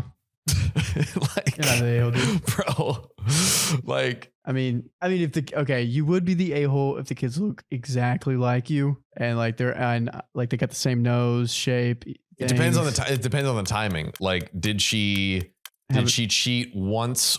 Like 10 years ago, and then you had kids 3 years ago? No, not even 10 years ago. Like, did she just cheat now? Oh. And your kids are like 20, and then she's like, and he's like, yo, like, because like she did now, she probably did 20 years ago. yeah, which would be his line of thinking. But then it's like, is that, I don't know. Yeah. Kind of. Ooh, what is the timing? Yeah. What's the timing of those cream pies, gal? We need to know. When do those pies get fresh baked from the oven? Well, there's only one way to find out. So this comes from throwaway 1838404, and they say, me, 32, and my wife, 30, have been married for 8 years now. Congrats. 3 years ago, she cheated No congrats.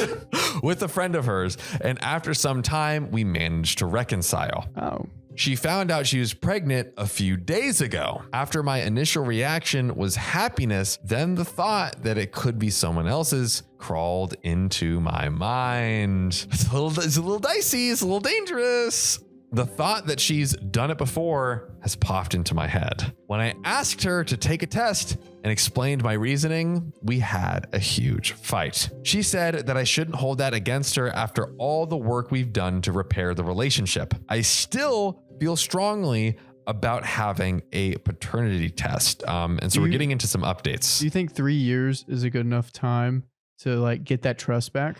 Yes, I do think so. And like, I do think it would be different if they've been in a relationship for like, I don't know, 10 or 15 years. And then like every 3 years she cheated. Then it's like, all right, your time is due. Where the clock's running out. But if this was an isolated incident, if she did do a lot of work over the past 3 years to really better herself, and most importantly, not cheat on you, and you feel good about that, and it's been true work on your relationship, that's been great, might be a little bit left field, might be a little bit too much, but we're gonna get into this next update, aren't we, Riley?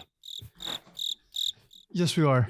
Wow, what great timing. So, hello everyone. My last post got a lot of attention, so I figured that I should update you all. Some things to clear up. After my wife cheated, we have been in counseling. It's been a hard road for both of us, but we managed to build something new, so to speak. Also, we weren't actively trying for a baby. We didn't do things such as tracking her ovulation, but we've mostly had sex regularly without protection. It's been like this for the past 6 months. Thanks for telling us you've been raw dogging for the past 6 months. Great. Gotta love like, oh, we're trying for a baby. You're just freaking raw dogging it. And no, we don't have STDs.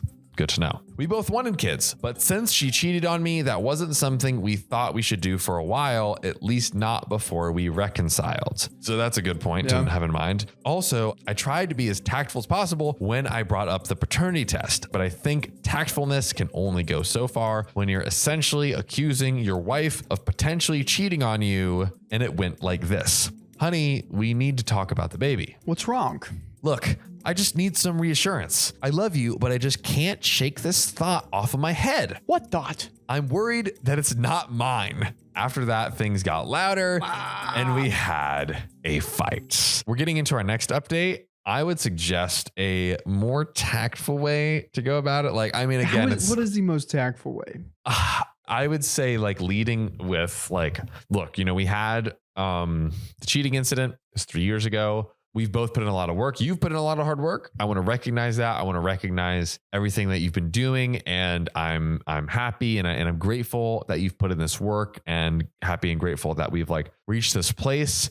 This might be an irrational thought. I could be completely off my rocker. I could be completely insecure, but I do have this sneaking suspicion, or I do have this intrusive thought nagging me that I can't really get out of my head that, you know, maybe you cheated again.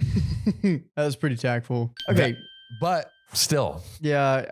Honestly, I get a little hate for this one. Let's go. She deserves to give him a paternity test. She messed up a while ago. They have worked through it. I feel like a way to like, you know, be like, hey, I'm in the clear. Yeah. Because he has a concern. He's having some things. He wants those thoughts to go away. The best way to do that is to go through this. Yes, it is humiliating, but you just got to get over it. You just got to get over that fact. You're saying like she owes that to him. She should have done it preemptively, or now that he's like bringing up that it's a concern of his. Yeah. I think that's the best case scenario. She messed up before. This is the only way to get rid of those thoughts. I do hear what you're saying, because it's not like we've tragically read so many stories of guys that like where they get these dumb ideas. Like, I mean, it's like Andrew Tate, like red pill rabbit holes, or like my cousin Bob had this happen to him. So like, I just know it, you know, or like, oh, I had this sneaking feeling and I just know it's right. And then they accuse. That's a very different story than this. She did actually cheat. Yeah. And they talked about it. They went through it. You know, it is.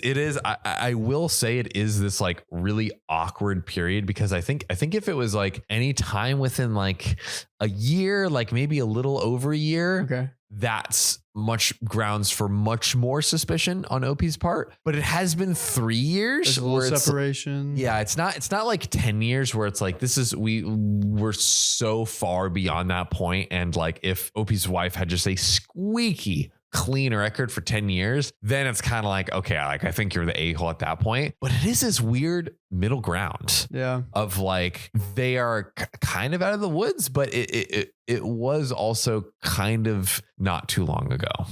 As Sam would say, couples get one cheating every 4 years. Sam's golden rule. And it's only been 3. It's only been 3. So maybe she's due for next. Maybe she tried to get her next one a year early. Ooh, can't do that. I wish I could know more. Well, we can know more by reading this next update. After our fight, I slept in the other room. Nice. And we didn't really talk for a while. We waved goodbye when we went to work and had small talk about our days, but didn't really address what we fought about. She eventually came to me and apologized for her reaction. She says she understands why I asked her for a paternity test. Okay. And she got mad because she thought the whole cheating thing was over and we wouldn't need to ever bring it up again. Yeah.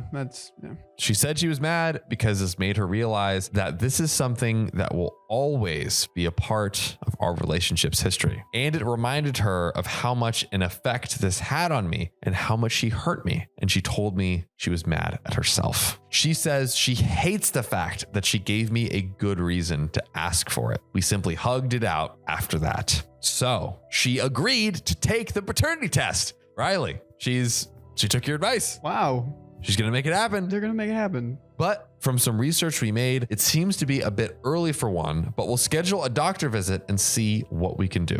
I'll be honest, I think the paternity test is just a formality now, but I still want it for my own peace of mind. I do love my wife and want us to start building a family. And I do thank you for all your responses. Wow. Speaking of responses, a quick relevant comment. What are you going to do if it's not yours? This is the big question. Oh, why did I not think about this? If the kid isn't mine, then I will leave. I made my mind up on that before I even asked her for the test, which, I mean, can you blame him? Especially, it would be so bad if at this point, like, it wasn't.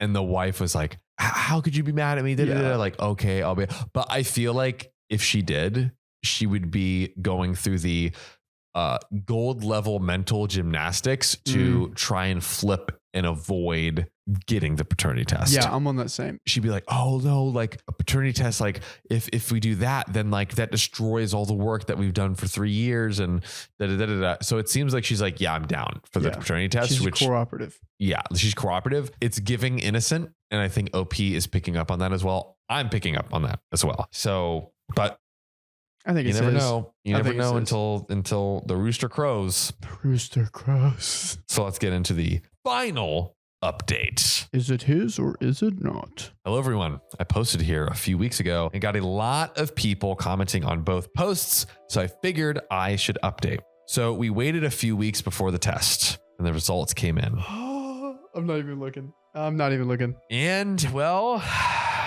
the child is in fact mine. Oh, good. Oh, I was so worried. Safe. Oh, we're good. Happy family. Got it. Happy. We're all gonna hold hands, sing songs, Sing Kumbaya. Besides that, there's not much to tell. My wife has been very accommodating and has not got angry at me over this. We are both very excited to be parents. Also, to those of you who asked me to wait until the baby is born, how the F am I supposed to do that? I mean, you can. I think we've read there are potentially complications of doing paternity tests before the child is born, and there were some people, like even the people asking for the test, that were like, "Oh, I don't want to risk it," or whatever. So I think there is some level of risk, the extent of which I am not sure. But not only you think I should lie to my wife, but also you expect my wife not to notice that the birth certificate lacks my signature, and that is the end. Wow.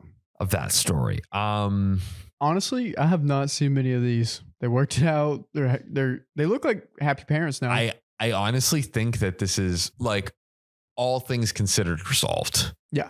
Because, you know, it seems like, you know, while initially there was some pushback, that OP eventually realized, like, I mean, he literally got the paternity test. Like, yeah, she's innocent. You know, she wasn't cheating. And also, I think this is actually a good wake up call and kind of a sweet thing for the wife, because she was like, wow, like this thing that I did still hurts you. And like, I do honestly, you know what? Uh-oh. For that one moment, I will give the wife a green flag for that, because, you know, she had a few of these. Whoa. Okay, she had a few of these. She had a few of these, right? But in this instance, I'm going to give her the green flag because she really sat back and reflected and chose empathy. Yeah. And saw that, wow, this is hurting my husband so much. So let me do what Riley said early in the story, which was like, let me do the paternity test and like lean into it to make sure my husband knows I have nothing to hide. I want to assuage his worry and all of that good stuff. Yeah. So I feel like in a way this kind of made him a little closer. They got through this. Definitely. I think this is like, you know, a storm that you come out stronger from, for sure. Or like what iron welds strength. Pressure makes diamonds. There we go. Yes. Pressure turns diamonds, mud rocks into diamonds. I am saying nonsense. It is late at night. It is almost 11:30. Yeah. We love these late night. We love the late night sessions. But speaking of late night, this night is going to get later for us because we have one final story to close it off. So let's get into it. We just announced my pregnancy, but our timing was terrible. I've been friends with this person, let's call her Mel, for close to 10 years. We've been on holidays together, stayed at each other's houses. I was her only bridesmaid at her wedding. By the way, this comes from Ryan3105 on the OK Storytime subreddit. So I asked Mel to be one of my bridesmaids at my wedding, to which she agreed. Mel has been trying to get pregnant for a while, and after being unsuccessful time after time, she eventually fell pregnant. Almost as soon as she fell pregnant, she pulled out of being a bridesmaid as she was concerned her dress wouldn't fit.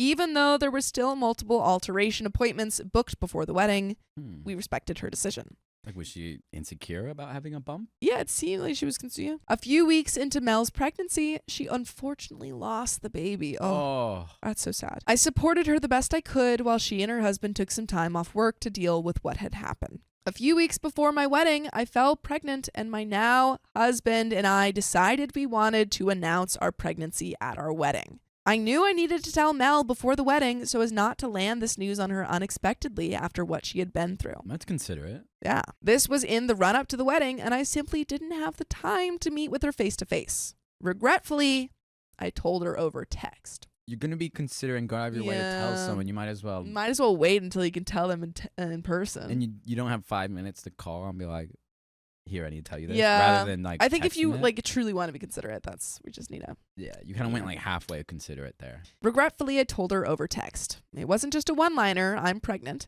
I put a lot of thought into this and apologized multiple times for reminding her of what she had been through. Well, that's kind of even worse. It's like, hey, I just want to let you know I'm pregnant. I know that you just went through this thing. And if you could remember, you just went just through remember it. that. I'm sorry to bring it up, and I know that like my pregnancy is gonna make you think about. It's like, okay, well now. Yeah, now it's not rubbing it in, but in some way it's like, I don't know, putting like salt in the wound. Yeah, especially if you're not talking like in person. Yeah. I put a lot of thought into this and apologized multiple times for reminding her of what she had been through. I felt guilty and like a bad friend. She seemed to have taken it well, all things considered. Her reply was, "Don't be silly, that's amazing news." Okay. She also said, "Life goes on, can't do anything about it." We didn't speak for a couple of days after that, which is unusual as we usually talk every day. She didn't message me and I didn't message her. The next text I got from her said that she and her husband would still attend the wedding but would be outside for our pregnancy announcement. Again, we respected their decision. Another couple of days passed without either of us messaging each other, so I messaged her. I asked her how she was doing and got a pretty blunt reply. I'm fine. Usually, if someone says that, They're not usually lying. Never fine. Usually No, they're not they're fine. so fine. Yeah, I'm like really fine right now. Freaking fine. Okay. Yeah, see? You told me you're fine. You're fine. Okay, now we can move on. Jeez. On the day of my wedding, she didn't speak a word to my husband, and neither did her parents, who we are both pretty friendly with. Oh, Mel didn't talk to OP's husband or Mel's parents. She looked at me and smiled when I first saw her. We announced the pregnancy during the speeches while they were outside. A sign was put up at the front door to inform our evening guests arriving later of our exciting news. We had our meal, and at some point after that, Mel and her husband left with Mel's parents. We didn't know this until later that evening. My plan was to speak to her once I had spoken to my elderly Nana, who wasn't staying long at the wedding. Mel left before I could speak to her. A couple of days passed. We opened all our wedding gifts, including the gift from Mel and her husband. I sent Mel a text thanking them for their gift. Her reply was something like this: "You're welcome for the present. We left early because of after your pregnancy announcement, everyone was speaking about it everywhere. And when I noticed the sign on the door with the due date, it broke my heart. I didn't say goodbye because I didn't want you to see me upset and ruin your day."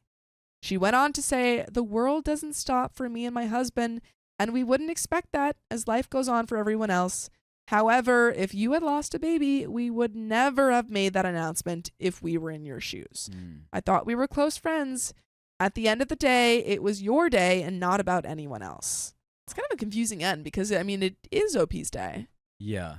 I think it's just like a lot of emotions are going into this. Yeah. Nikki Bordeaux says OP had the right to announce it. She spoke to Mel first about the announcement. They agreed to do it when they were outside. Yeah. Bug says they can announce whatever they want, but you can't get mad at your friend for leaving because everyone was talking about it. Yes. I don't think that's what OP is saying. I think she's quite understanding of that. I think, and we didn't get her full response, like emotional reaction, but I think it was just like, oh, why is she upset at me? Yeah. What OP's saying that or Yeah. thinking that, yeah. But there's a little bit more. To say we were shocked by this text from Mel would be an understatement. I responded by apologizing for making her feel that way and that I valued our friendship. I'm starting to get the picture that she has fallen out with me, so we don't speak her for a few days. I eventually get a message from her talking as if nothing had happened. She was speaking about going back to work soon and having had a rough few days. I gave blunt answers back to her because she annoyed me. A few days later, I received a message from her saying, I have not heard from you in a few days. Do you think we can't have a friendship anymore? You know where I am if you ever need a friend. Whew. My honest reply to her was something like this. I feel very awkward between us because I upset you, but you have upset me. The special feeling of my wedding day was taken away by the way you acted. Oh. I know that sounds bad, but I'm being honest. I do value our friendship, but I don't know what to say or do. I just feel awful and awkward about it all. Okay, wait. Let's pause on that. Yeah. There's so much blame in that sentence to say the specialness of my wedding was taken away because of you. Like, stop saying like it's your fault. You did this. You did this. Just say like, hey, I was hurt by this. Yeah. But I know you're going through a lot. I would love to just talk about it. Yeah. There seems to be just like a ping pong blame thing going on right now. Her reply to that was, I'm upset and feel awkward too. I was worried that you didn't want to speak to me because you're pregnant and I'm not anymore, and I don't want you to feel like that. Oh. I'm really happy for you, but if I'm being honest, my husband and I had such an amazing day at our wedding. We had the same wedding venue as Mel, but now I associate the place with a huge emotional trigger for me. We've been friends for so long, and I would hate for us to lose our friendship. Before I could reply to her, I got this message. I'm upset that you feel I took the spark away from your announcement, but I can only say, put yourself in my shoes. That seems fair. I think that's fair. That's Put super your fair. You both need to sit and think about this. And also, I really respect that OP's friend is coming at it with like being vulnerable and transparent of like saying this is how I felt. This friendship means a lot to me and I want to be friends with you. So. Yeah. Since then, I've been blocked on all social media by her. Whoa. Wait, what was the last thing she said? I'm upset that you feel I took the spark away from your announcement, but I can only say put yourself in my shoes. So it seemed like after the fact that escalated and she was like, actually, you know what? F. I OP, actually don't want this blocked. friendship. Yeah. Everyone sucks here a little bit. Since then, I've been blocked on all social media by her and have had no contact since. Can I have an unbiased opinion on this, please? Are either of us in the wrong?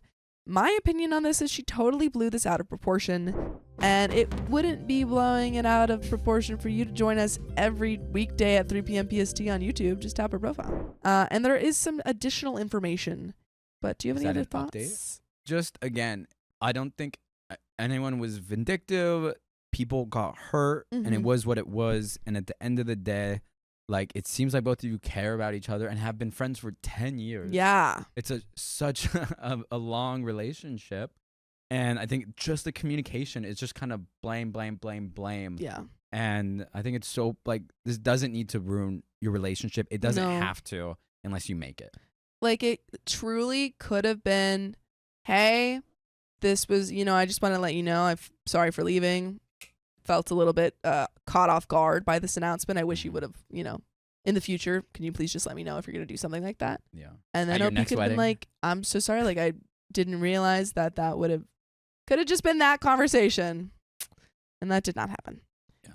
But again, it wasn't only Mel. It was OP. It was both. I think it was both well. parties. Yeah. I absolutely think it was both parties. And also, I think that when you communicate it over text, yeah, so much is lost. So many cues. So many cues are lost. Yeah. Additional info. Mel and her husband were trying to be pregnant for at least 1 year. Oh. Mel was roughly 10 weeks pregnant when they lost the baby. I must have been 8 weeks pregnant. This is her only miscarriage. She miscarried 2 weeks before the wedding. Oh, wow. It was about 1 week until the wedding when I told her I was pregnant. At the time she miscarried, I was roughly 5 to 6 weeks pregnant.